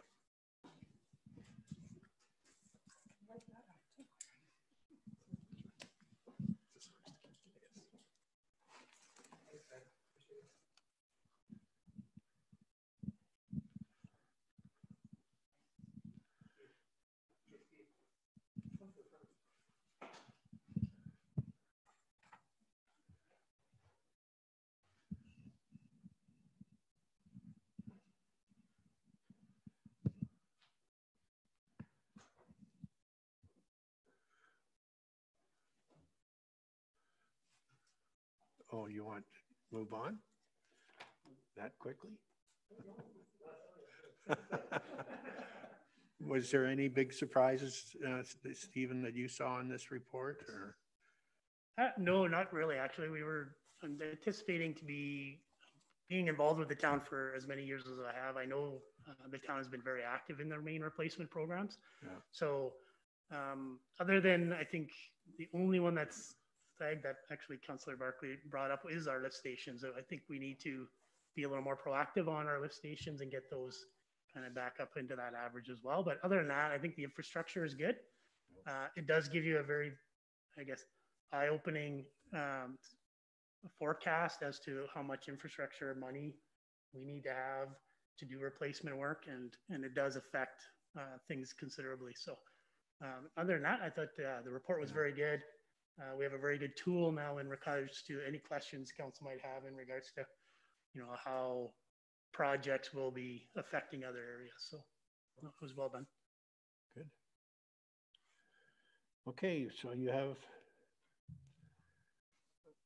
an RFD regarding the train whistle cessation. Yeah, so just coming back to council in regards to the whistle sensation, we did do a crossing assessment for all the crossings within town in regards to their condition assessment. The overall kind of summary, I guess, of our crossings are in good shape. There's minimal requirements needed, quite easy to achieve the regulatory compliance that is needed to be done here by November of 2021.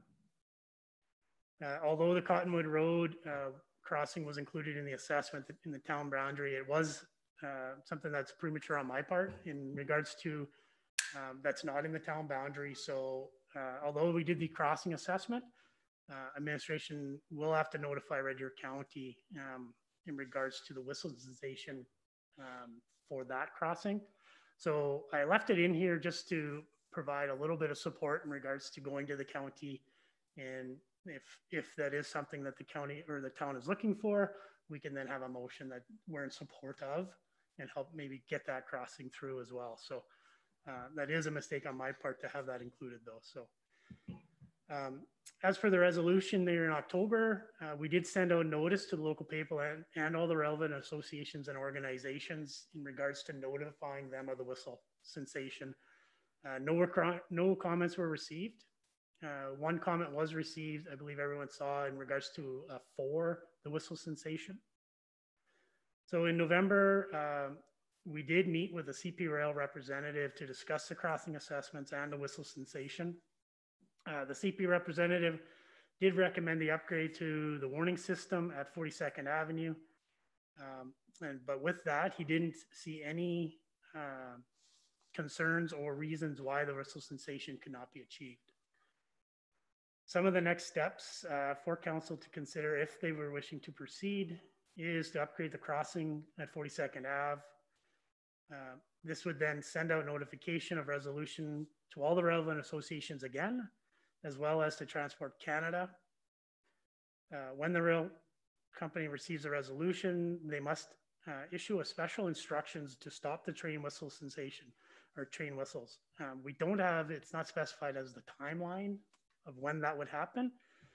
But once they do have the special instructions, they will then notify us and the other road authorities of achieving the whistle sensation.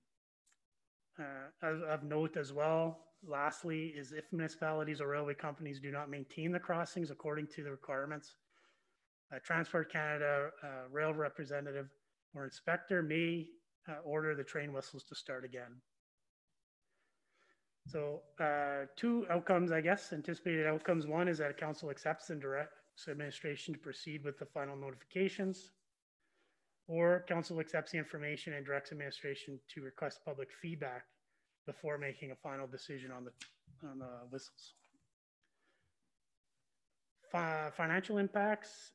The paint repairs will be funded through the operating budget, and the $75,000 for the train or the 42nd Ave crossing could be included in the 2021 capital budget and funded from the general capital reserve.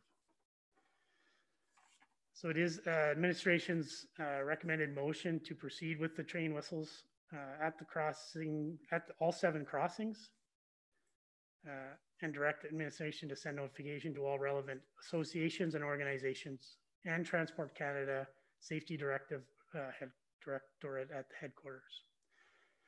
The 42nd Ave crossing upgrade of $75,000 will be added to the 2021 capital budget and funded from the capital reserves. Take any questions?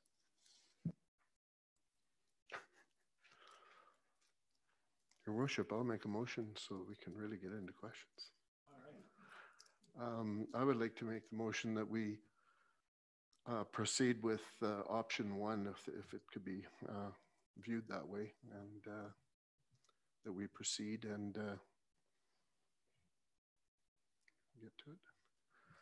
Proceed to the final notifications. I do have a question, but.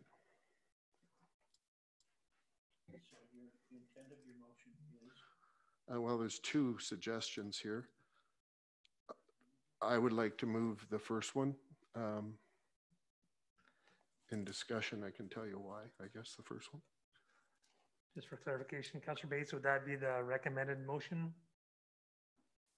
Council, accept, just a minute, proceed to the final notifications.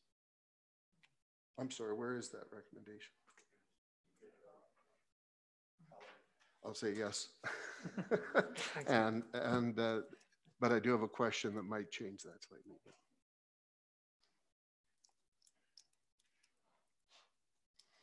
So it is that, yes.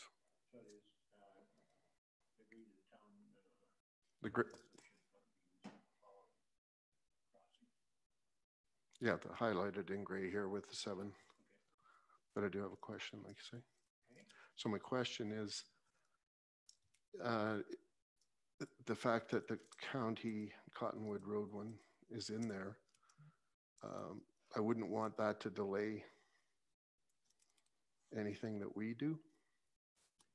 So I don't know if it would require the motion to be changed in any way that we do everything that is on our property, and then that one can tag along. And if it gets sidelined, that it not affect the other 6. Yep, so the intention would be to proceed with the 6, as well as we have reached out to the county. So it'll be their decision in regards to Cottonwood, but we will proceed with the 6 crossings. Okay. Thank you. I'll add one more thing, and the reason that I didn't certainly considered the down below where it said to consult with the public, in all the discussion that's been had here and through the by-election, everything else, I've never heard anybody approach me personally and say they didn't want to proceed with this. And it also aligns with 13 ways. Councilor Reaper. Through to Director Kennedy. Just in the motion, it calls it CN miles. Is that correct? Like it's a CP line? Is that just railroad talk, or what is that? It is just railroad talk, yeah. Okay, it just seemed confusing. And then my other question is the $75,000 to upgrade the 42nd Avenue one. That seems cheap. Is that because there's already lights at that crossing? Is that and what I'm referencing to is the decision from Pennold Council not to go ahead with their stopping whistles in Pennold because it would cost them, their share of upgrading the one crossing was $350,000. And I assume that was an unimproved crossing. Maybe is that the difference? Is it apples and oranges? It just seems 75 just seems cheap to me. I don't know Penhold's crossing, so I can't compare the two, but it is because we have signals there, we have lights there, and it is just an addition to the arms. Okay, thank you. Your Worship, through to Director Kennedy, do we know when those arms can be installed? I do not know. Okay. We will have to reach out to CP and get the design going and getting that done. Thank you. So, Your Worship, through to Director Kennedy, just a question on the relevant associations and organizations. Can you give me an example of who those might be? It is exhaustive, but an example would be the Caboose Instructors Engineering Association. It would be, it's a very exhaustive list. It includes everybody that's associated potentially with the railway company. Engineers Association. Yeah. Just to follow up then, so if one of those associations say something's wrong and we don't go ahead, is that, like how much clout does one association have? So we have given them notice and we have received no feedback. So this is now just the formal notification that whistles will be stopped. Okay, thank you.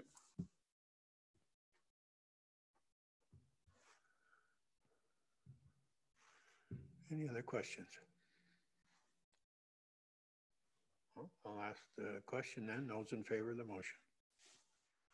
Carried unanimously. Thanks, Stephen. And now moving on to the actual pedestrian rail crossing. Thank you. So the last one I have is in regards to the pedestrian rail crossing. So we did separate them out as 2 projects, even though it was one project by Watt Consulting Group.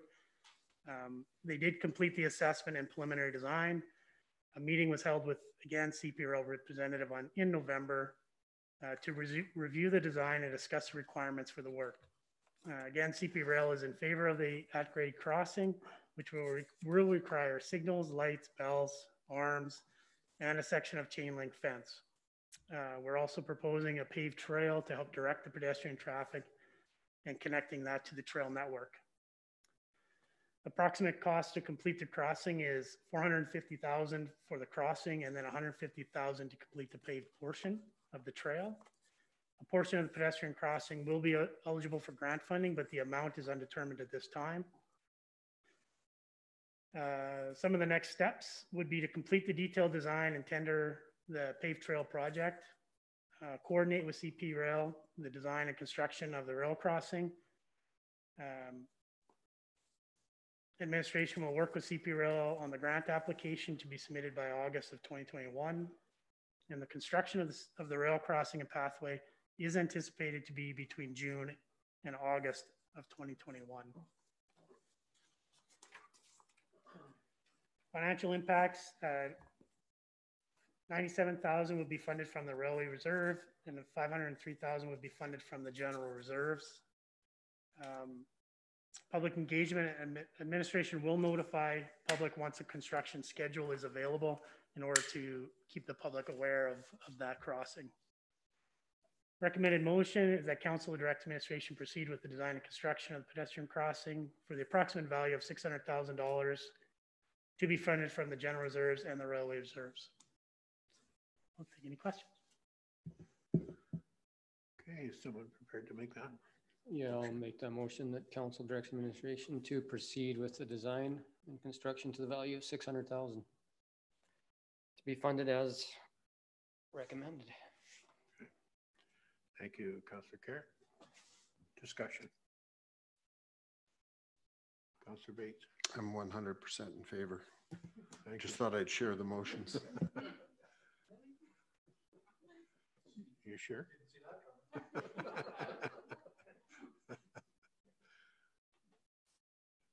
Any other discussion? And then I'll ask the question. All in favor of the motion? Carried. I know a lot of people in town will be glad to see this, including our protective services. School.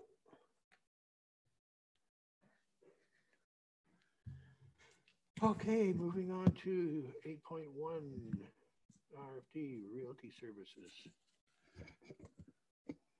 Director Jenkins. Okay, so we are looking for a motion from council to provide direction with the administration of the sale of residential properties within Napoleon Meadows and Hazelwood Estates. So in June 2020, the current contract with Remax Compass Realty was extended to December 31st, 2020, with direction to issue a request a proposal prior to further renewals. The town has 4 remaining lots in Hazelwood and 21 in Napoleon Meadows. The properties have been listed with Remax for the past 2 years. The RFP was issued in September with direct email notifications being sent to 24 local realtors, as well as being posted on the town's website, with a single submission being received. The RFP requested a submission with a detailed marketing and sales plan for a 1-year term and specified a commission rate of 5% on the first $100,000 of sales and 3% on the balance. The only submission was received from Remax Central Alberta, and it reflects the continuation of the current rates and similar marketing services. So at this time, administration is recommending that council award the residential listings for all town-owned real estate within Hazelwood and Napoleon Meadows to Remax Central Alberta for a period of not less than 1 year, commencing January 1st, 2021.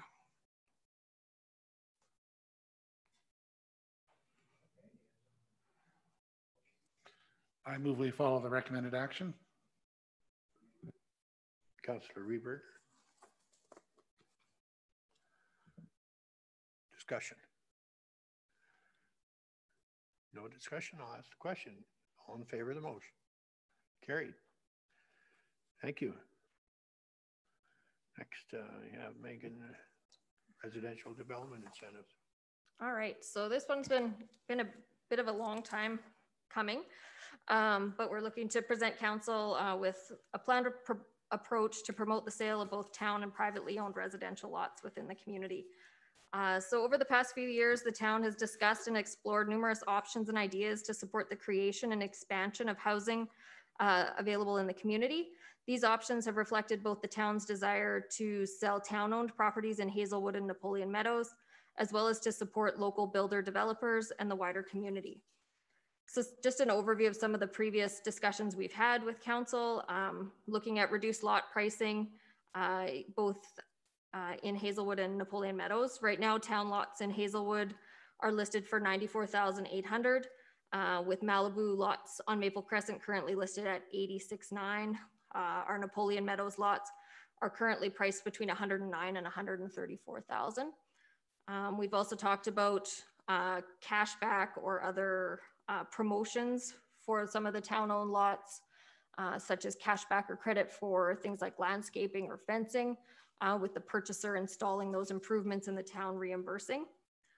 An increased time required for the full payment on deposit. So this would be on town-owned lots specifically. We've looked at the construction of show homes or spec homes within Hazelwood specifically, with the expression of interest was issued last winter. Tax abatement has been discussed with the example of Penhold being put forward. Support for servicing and development costs, specifically looking at offsite levies, or that many of our newer development areas do have servicing constraints that have held back some of their first phases, such as lift stations or emergency access. Some other communities have looked at things like incentives for down payments, where a municipality provides down payments and allows interest-free repayment over time, often targeted at first-time home buyers or lower-income individuals. Community marketing and amenity development has been a big conversation with our 13 Ways conversation, as well as projects to improve our facilities. Land acquisition is another thing that's been discussed, either for the town to directly develop or to assemble lots in such a way that they're more attractive for a purchaser, as well as administration and permitting processes. In 2019, we did an LUB review specifically looking at some of those issues. But, and I'm going to quote Doug just from earlier tonight, you don't just need to have the lowest taxes and the least number of regulations to stimulate development. So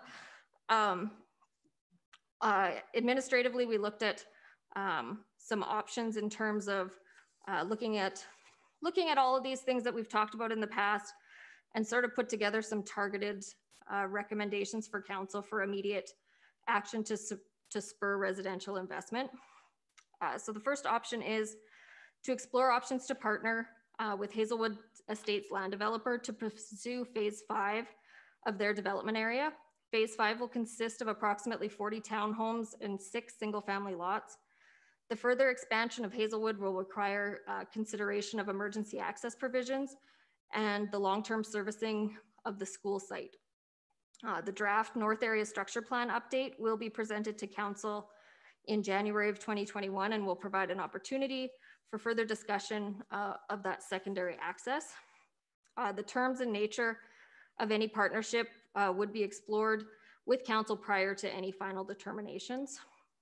So attached in your development or your agenda package is the future land use concept for Hazelwood, as well as the phasing plan that shows you where that Hazelwood phase 5 exists. So a possible timeline for this action would be working through 2021 to establish the terms of what that agreement would look like, with potential 2022 moving ahead.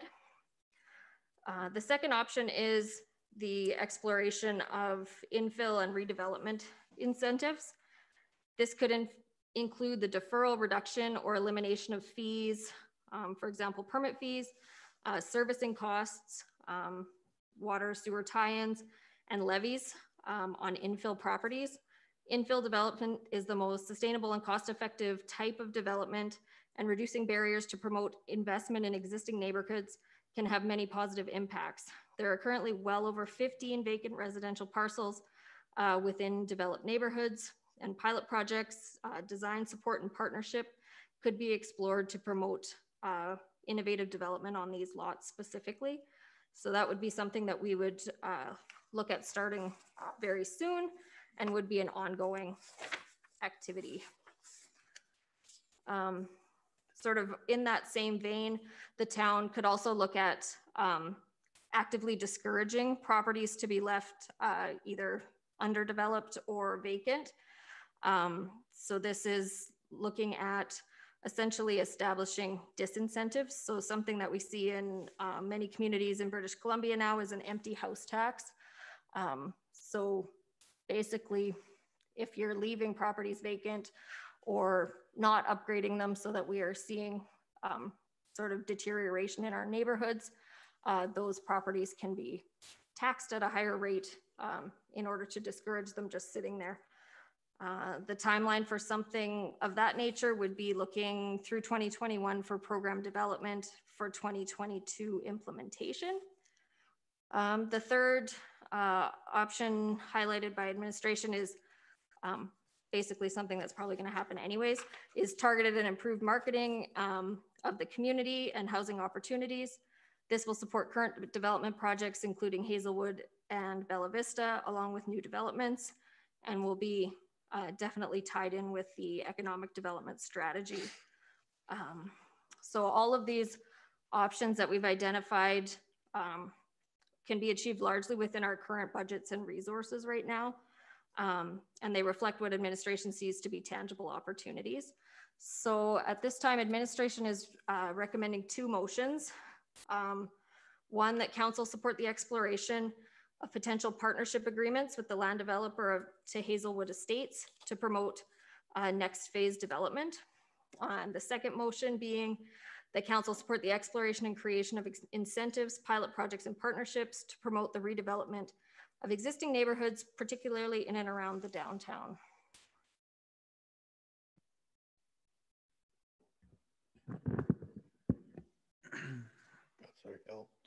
Yes, Your Worship. I would be prepared to make the first motion that council supports the exploration of potential partnership agreements with the land developer of Hazelwood Estates to promote next phase developments. Thank you. Discussion. Your Worship, through to Megan with respect to phase 11 in Hazelwood. So I personally feel there's quite an appetite out there for, I don't know, kind of a 50+ community shell, so to speak. And is it possible for you to discuss with Hazelwood about maybe, you know, a phase 11, and I don't even know if that's possible, if that could be built out next, kind of turning that into some kind of a community of row housing or duplexes or something like that. I guess I'm thinking something along the development at Upland Aspen that Al Ladd did. And I guess when I look at phase 5, and I'm not sure that's what that cohort is looking for exactly. So I'm wondering if we can be a little bit innovative and maybe look at some other options as well. So you're thinking in addition to 5, like something like phase 5 as well as other options? Is that well, or maybe 11 instead of 5? Okay. You know, that 11 runs along the golf course, and I would think there'd be a pretty hearty appetite for properties through there, and as opposed to just single family. I don't know what they would have in mind, and I don't know if it's possible if the servicing goes out there instead of phase 5. I don't know how all that works. So yeah, we'd have to look at the plan in terms of why phase 11 is phase 11, if it has more to do with that servicing. I think phase 5 was sort of identified because of it being that townhome, the smaller development that we've heard that we don't have when we compare ourselves to Penhold and Black Falls and those types. And phase 5 may be part of that, you know, that access question as well. But I would think that if we're going to enter those conversations, that we could, certainly explore what might make the most sense. Your Worship, through to Megan, do you know the pricing of the townhouses out in Penhold, in Hawkridge? Oh, I haven't looked for a long time, but I think they're still in that 269. I was going to say between 260 to 280 kind of. So we've got single family homes in Bella Vista that are pretty close, right? and in the report, I didn't read through, but yeah, we gave sort of the lot comparisons as well. And it doesn't really seem that price is the huge factor, that we are below average in terms of what you can get for your money if you're just going out and looking for a vacant property. Mm-hmm. So I think when we do start talking about these, you know, the amenities and the marketing, and a lot of that is what's driving people to make their decisions. Yeah, I guess I would like to have us look at the lots along the west side of the road that goes into Hazelwood, the lots where you have to do the retaining wall, and is that 56 that runs into Hazelwood? 58, yeah. 58, yeah. Yeah, just maybe looking at a different price, because they've been sitting there for a couple, 2 or 3 years now, and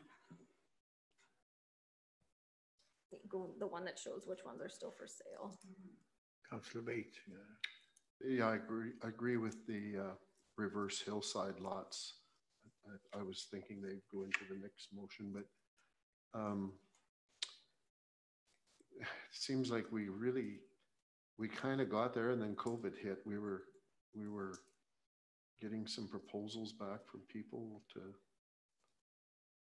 do some things there, maybe in conjunction with us, and the person that built an awful lot of those doesn't seem to be building homes anymore, so I don't think we can count on him to finish. And they are, well, they're eyesores. There are a whole lot of reasons it'd be nice to get those going. The two things that are here, are we shelving, or any thoughts of the southwest property that we own? Worship Councillor Bates, there's been no direction on southwest commercial or residential. So it's just there, okay. And I mean, as far as Hazelwood and the phases that Malibu would be looking at, I guess, yeah, if you could influence them, but I'm sure they have a plan for a reason. But it's probably pretty hard to reach over into that strip along the golf course. Even the access you'd have to, if you follow the current plan that I saw here just a second ago, you'd be running a road through, I don't know where it is, whoever's running the system here. So just for clarity, Council, the lots that are undeveloped in Hazelwood that the town owns, that conversation has not been concluded. That's still yet to come to you. Administratively, we still need some time to resurrect that discussion. Administration has met with Mason Martin. There is some interest to explore, but the conversation was I certainly need council direction to advance possibility of any form of relationship to advance any phase. But I think the motion as presented is pretty general enough that we can look at the development area. I look at other opportunities based on what the market demands are. Councillor Harrison. Thank you, Your Worship. And just a comment through to Megan. I've been in a couple new subdivisions over the last couple of weeks, one being a gasoline alley and the other being in Olds. Both are on the outskirts of those larger areas. And I agree with phase 5. The houses that are being built in the Olds subdivision and Gasoline Alley are townhomes and are smaller homes. And you'd be hard pressed to find a house that's for sale in either one of those subdivisions right now. And they went up fairly quickly, and they were sold fairly quickly. So I see a demand. There's a number of families, particularly in the one in Olds, in Destiny there, that young families, all school-age kids. So I think there's an appetite for those, for what you're proposing or what you're thinking about in phase 5. Thank you, Your Worship. Yeah, Your Worship, just a clarity from CEO Becker. Were you referring as town lots that are coming back to us in the future? Is that the ones on 58th Avenue? Okay, thank you. I think I totally agree with you, Councillor Harrison, because I intentionally looked a little closer about a week ago at Penhold too, and those 5 and 6-plex row house units have been very, very popular. And if they can satisfy that income starting home classification, it seems to have worked there. And have we actually had any, I guess, comment back from Mason Martin or anybody on that phase 5, or is that something we haven't really, like, it would seem to me that would be ideal for that situation there. But Your Worship, what's generated this conversation was that meeting I had with Mason Martin to explore. Yeah. So the idea was just to get your comfort level to continue conversation with Mason Martin. Yeah. So there's some interest, definitely. Yeah, good. To Your Worship, through to Megan, maybe if we do the incentives that are being offered as well. So I know Penhold has a tax break for new builds out there. I believe it's 2 or 3 years. I can't remember right now, but I know somebody here in town that purchased out there and built because of the tax holiday. Yeah, and I believe Penhold's tax program is across the board. It's not specific to a particular development area. Yeah. I know administratively there's some philosophical thoughts on tax abatement and whether that's the way to go. So I don't know if Heather or Todd wants to jump in on that. Yeah, and when I say that, I'm not saying I'm actually not even in favor of it, but I think if we're comparing apples and apples, right, that we kind of have to know what's out there. And I think if you build a great community and we market this community, people will come here. Yeah. Without that. So we're to Councillor Bartley, just for clarification, does council want us to begin developing that program, or is that just a conversation right now? Just a conversation. I guess when we're looking and we're saying, oh, you know, so much is going on in Penhold or these other places, you know, what are they offering? Because that may have something to do with that, as opposed to just the type of housing that somebody's buying. And yeah. Okay, so the first motion is to support the exploration further of this discussion with the potential partners. Any further discussion? Councillor Bates? Well, I just had one further comment from, I think Penhold had quite a bit of success. I don't think they've done a heck of a lot this year. I think we could ask them, but their success was certainly tempered by this year, which, you know, has all the other problems associated with it. But I think they did do very well with their little town homes and multiples. Okay, any further discussion? If not, all in favor of the motion? Carried, thank you. Now we're looking for a second motion to support the exploration creation for incentives of infill, I guess, for lack of a better word, potentials throughout the town. Is someone prepared to make a motion? I'll make a motion. We follow the second recommended motion here. And then I comment that I think promoting infills is great, and incentives I think will help that. And I'm wondering if they'll be retroactive, maybe 15 years or so.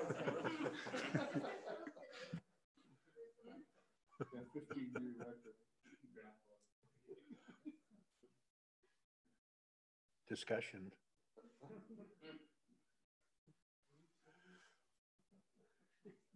No further discussion. I'll ask the question. All in favor of the motion? Carried. Thank you.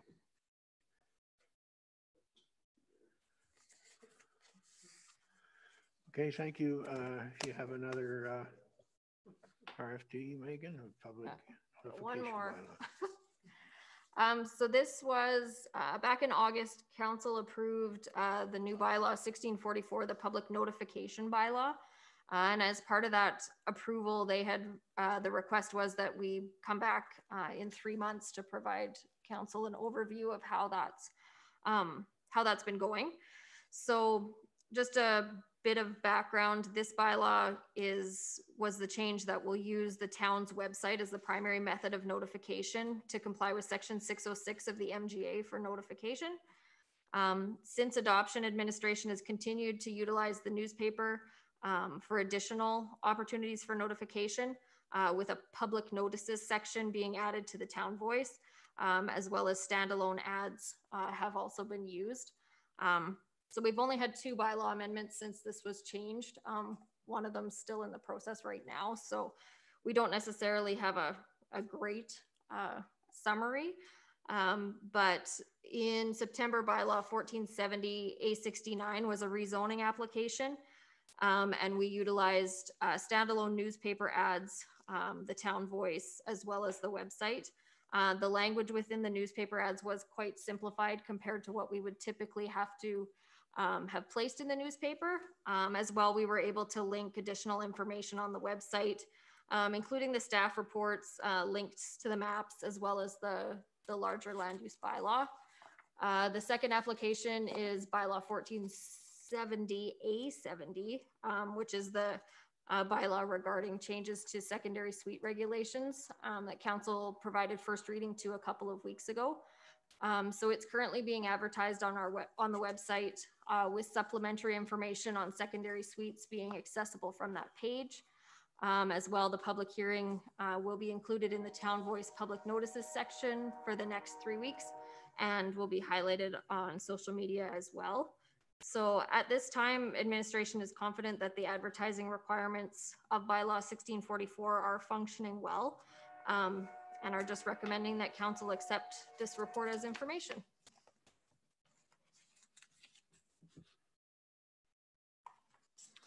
Okay, someone to make that motion, Councillor Carr. Yeah, I'll make the motion that we accept this for information. And then I just have a question. I think I was the one that put it up for a 3-month review, and my concern was that if we had any complaints about how people were getting reached, or they feel like they're getting reached, and it's all good. At this point, it's tough to gauge. With the first one, the A69, which was the rezoning up on 49th, we're still required to send the mail out notifications to the neighboring properties. So those are typically the ones that are of most interest to the property. And we did have attendees for that public hearing. Mm-hmm. Yeah, I think the Town Voice is probably getting that information out as well as the standalone ads are. And I would say that if we haven't had any, and the people that were here in delegation that day haven't come forward, then I think we're doing a good job.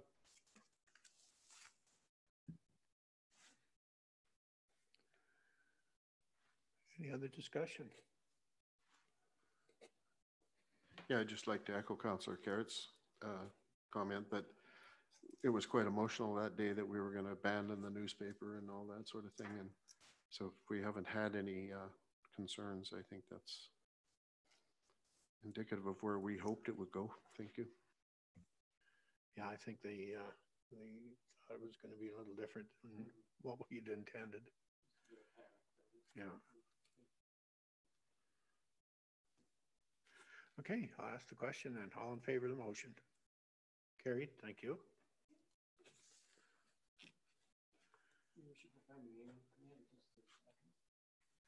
You bet.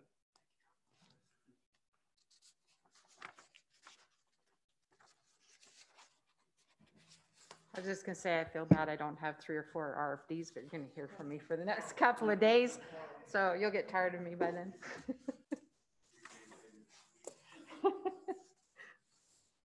So are we, just as a clarification, Mr. Becker, at some point in time, do we need to do a bylaw for second, third reading on that? Public notification bylaw? We did them all in that bylaw. Did we all do them all then? Yeah. Okay. I didn't recall for sure if we had taken it that far. Okay.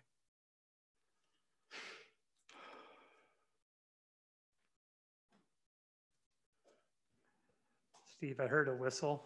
Didn't you give the public notification?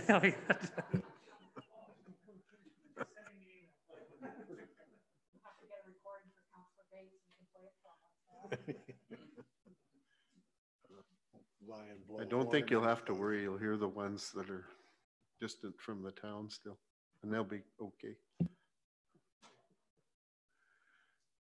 Okay, Director Weimark, you have a. I have a taxi amendment bylaw. Yeah, you're so, taxi. You're the taxi. Back in 2014, the town established a taxi bylaw. At that point in time, a red deer company was interested in operating a taxi service within the town. The bylaw allows up to 8 licenses based on 1% or 1 for each 1,000 of population. At that point in time, the company or any company that came in was allowed to purchase all 8 licenses. What that does is does not allow anyone else to come into town and operate as a taxi driver or a taxi company. I brought it to the Transportation Committee's attention in November. The committee requested that the bylaw be reviewed and amended to allow more opportunity for other individuals. So what you have before you is just a minimum change that can take place, because if we did not change it January 1st, they're allowed to come back in and buy those 8 licenses again. This whole bylaw is very large. It needs to be definitely reviewed and sort of peeled back a little bit. But in order for those licenses not to be all purchased by the same individual who has already phoned me, I'm asking that the bylaw be amended to allow a minimum of 3 licenses per applicant, and that each applicant must reapply each year. So what the old bylaw said, it said if you got all 8 licenses or how many licenses you had the year before, you were automatically the first one to get to come in and take as many as you wanted. Therefore, any new applicant was out of luck. They could not apply for anything. So the amendment, I am looking for first, second, and third readings so that in January 1st, I can set out the bylaw that they only get 3 per application.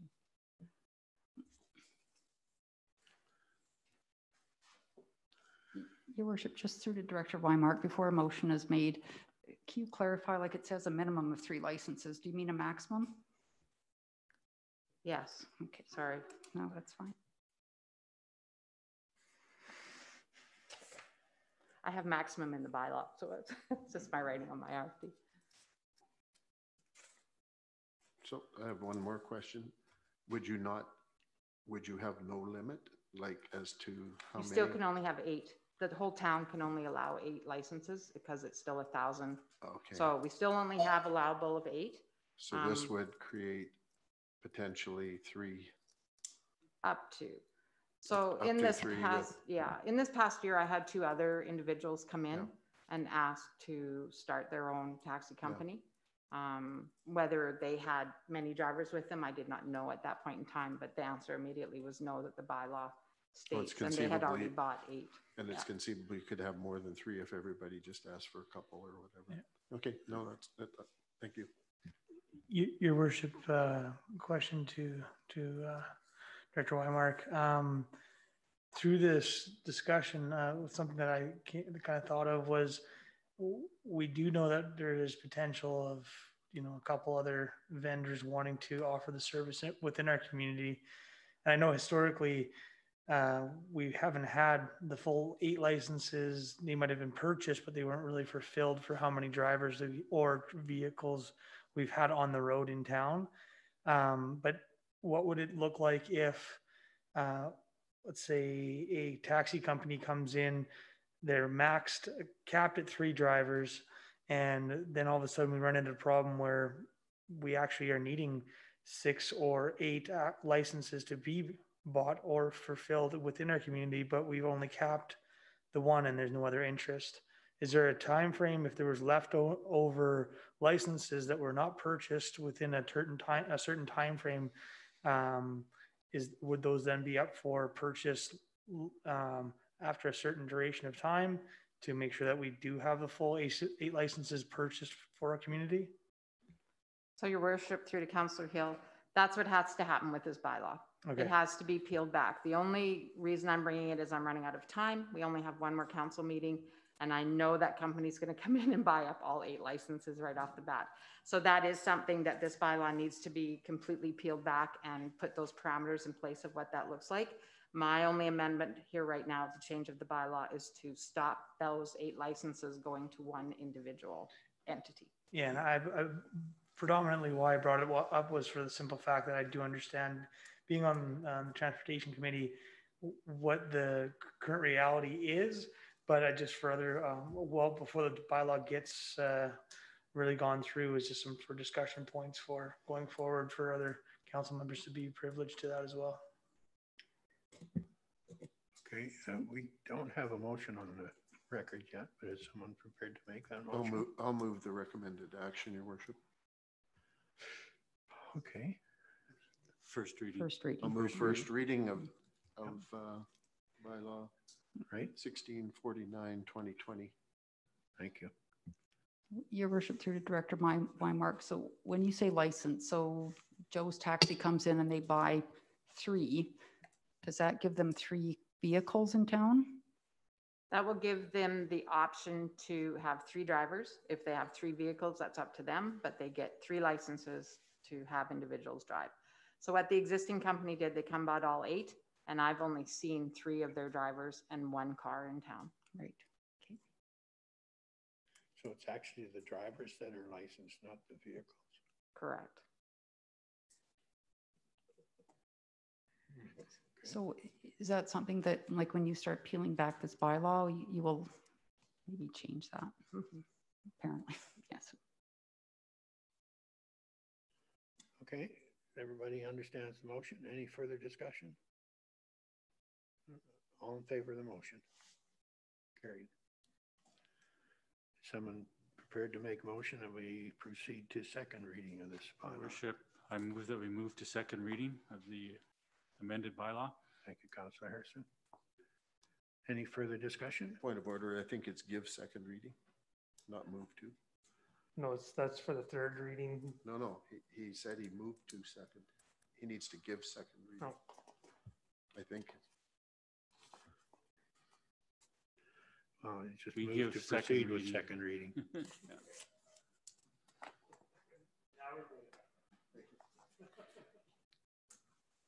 Is he an engineer?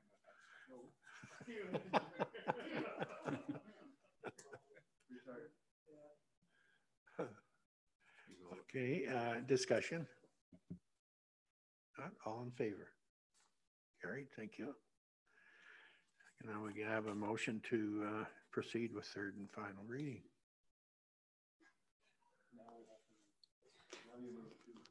I'll make a motion that we move to third reading. Move to third and final reading, yes. All in favor of the motion? Carried. Is someone prepared to make third and final reading for this? Your Worship, before he gets a chance to. Whatever. Thank you, Councillor. All in favor of the motion? Carried. Thank you, Heather.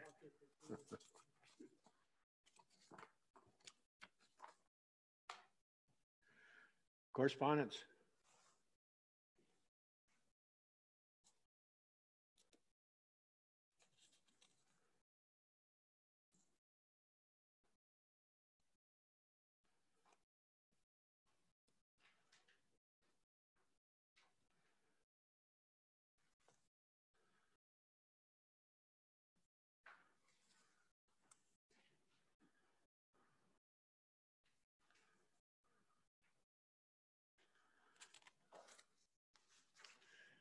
Any discussion or question on those correspondence?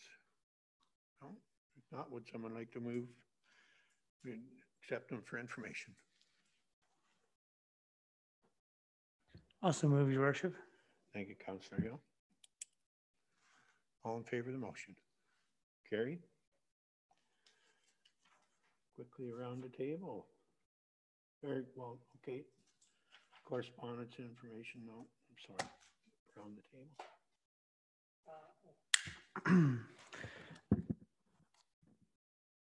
Thank you, Your Worship. Yeah, other than obviously budget coming up, just trying to make sure I have the mental capacity to take on all these big numbers coming up. So other than that, no, I'm just looking forward to getting through a nice, I'm sure, very tight and solid budget process, and to have had a lot of interest about when we're going to start flooding the rinks, outdoor skating rinks, and I believe it's typically been before the 1st of December, but obviously I would like to just ask that to administration if that was still kind of the idea.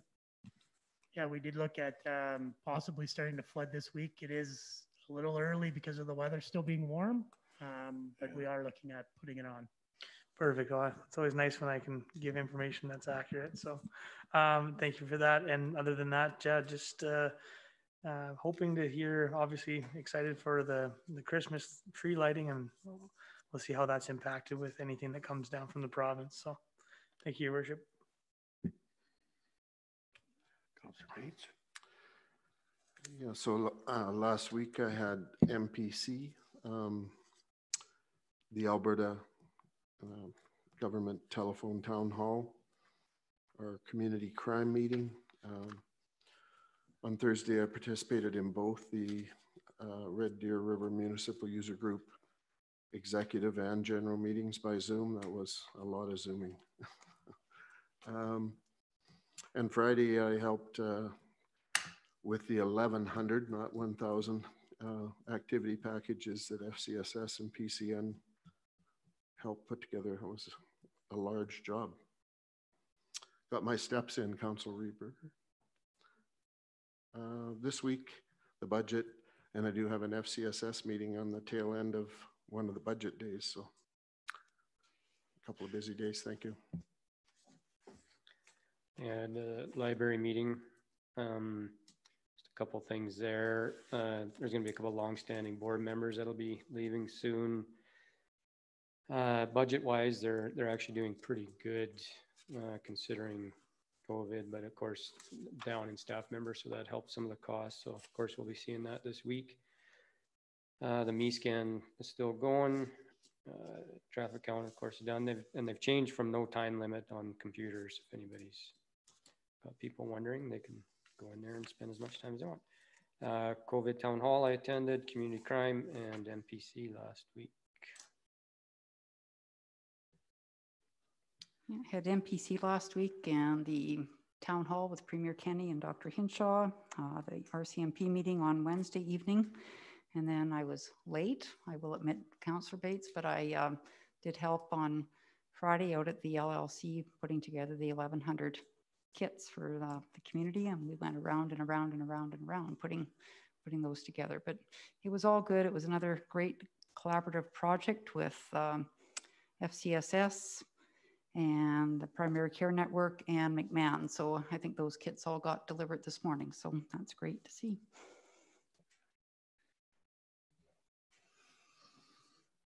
So I have the community services meeting as shown in the correspondence, the COVID town hall and the community policing.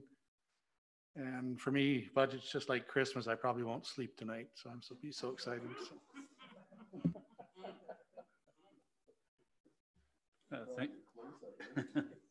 Thank you, Your Worship. I attended the CAPE annual general meeting via Zoom, and I gave an update earlier last week. One of the things that I found, they did a labor board study conducted by MNP, and it was a labor market profile for the region. And it was really interesting. And I'm going to get the slide decks from the presentation, and it's got all the graphs and charts if you're interested in that. And I'll make sure I get them out to you. One of the emerging trends within the region is tourism, renewable energy, and this is what really struck me funny, in cannabis and the production of cannabis, and info and tech. And what they found is we're not structured or very prepared for really none of this except tourism. So they will be working towards what that's going to look like over the next year. But I found it quite interesting that cannabis came to the top there. I attended also with Councillor Bates via Zoom the Red Deer River Municipal Users Group, MUG, also via Zoom. And that group is doing great work. Gavin and I was really impressed with their their draft handbook, the little that I did see on the Zoom, which will be sent out to the different municipalities that are part of that. And I know there's been some discussion previously about the value of mug. And I think the value's there.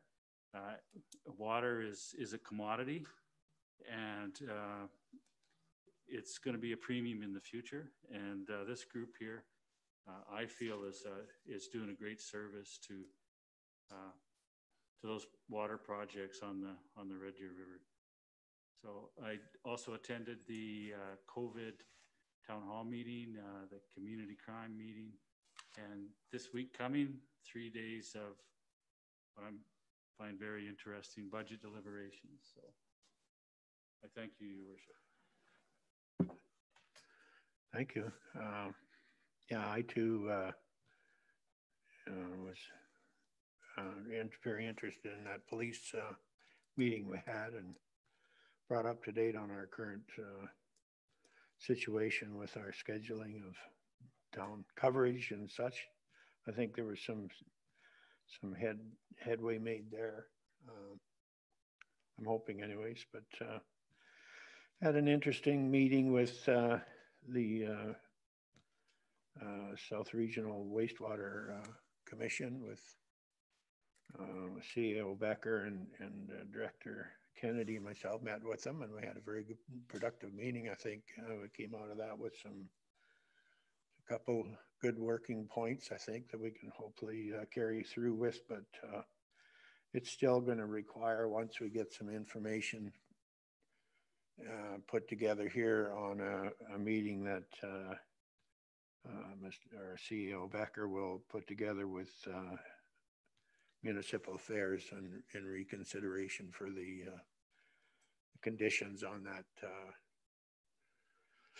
that reclamation site on the old sewer lagoon. So we're going to try and put together a good argument there between the commissions and the town and the municipalities, and I think we'll hopefully get some good response. But anyways, excuse me. I don't think I have anything else. I'm interested in seeing this COVID thing so very much put to bed that, you know, get on with life here in the new year, hopefully. Yeah. But quickly go around the room. Stephen, you got anything else? Heather? Just remember to bring your budget binders down to the LLC. Okay. Stuart? Megan? Vanessa? My editor in the back there. Lunch is provided for as well. Pardon me? Lunch tomorrow is provided. Oh, okay, good. Your Worship, I just had one other quick question about our community crime discussion that we had. I just wanted to make sure that I wasn't sure if I heard our staff sergeant clear enough. Is the extra hour going to be implemented? I heard, you know, it could happen, it might happen. The 1 hour could be achievable. Now, I guess I'm just trying to pin the tail right there on the board. Is the extra hour going to be achieved? That's the impression I got. That well, and no disrespect, Your Worship, an impression is one thing, but is it a fact that it will be? I understand there's it's been a topic of discussion for quite some time, and having that discussion, I basically just want to put that on the calendar. I understand it's going to take some scheduling, whether it's, you know, they can't adjust within, you know, 28 days or whatever it was, but I just really wanted to earmark that as, did I hear it correctly? Will it be, or is that still just to be determined? We'll follow that up, Councillor Hill, with you. Yeah, I just for my own clarity, because I can't honestly recall getting a definite answer. That they felt it was possible. Yeah, possible is correct, but I wasn't sure if it was actually going to happen. So I just wanted to bring that up. Maybe that's just something that I didn't quite get clarity on. So we could maybe, just a suggestion, Your Worship, consider it a committee detail. We have a meeting coming up next week that we could bring it up for clarification. Yeah, and I guess that would be probably the most appropriate, maybe, course of action. So anyways, I appreciate the second time to talk. Thank you. Your Worship, I'll give you a little good news story. I received an email from a resident today, and they got an alarm for their business on the weekend, and the RCMP were there within 5 minutes. So that was good to hear, and nothing was broken into, but they were quite impressed. So good. Okay. Before the in-camera, we got some upcoming events there.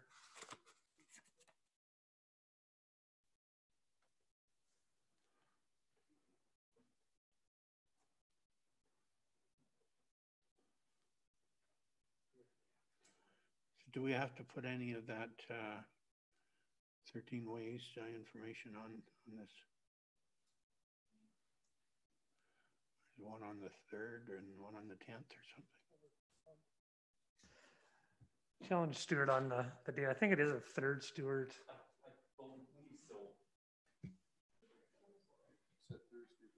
Yeah, Your Worship, I'll confirm the dates tomorrow, and what I'll do is I'll send out a placeholder for you all to have in your calendars for those dates. Thank you.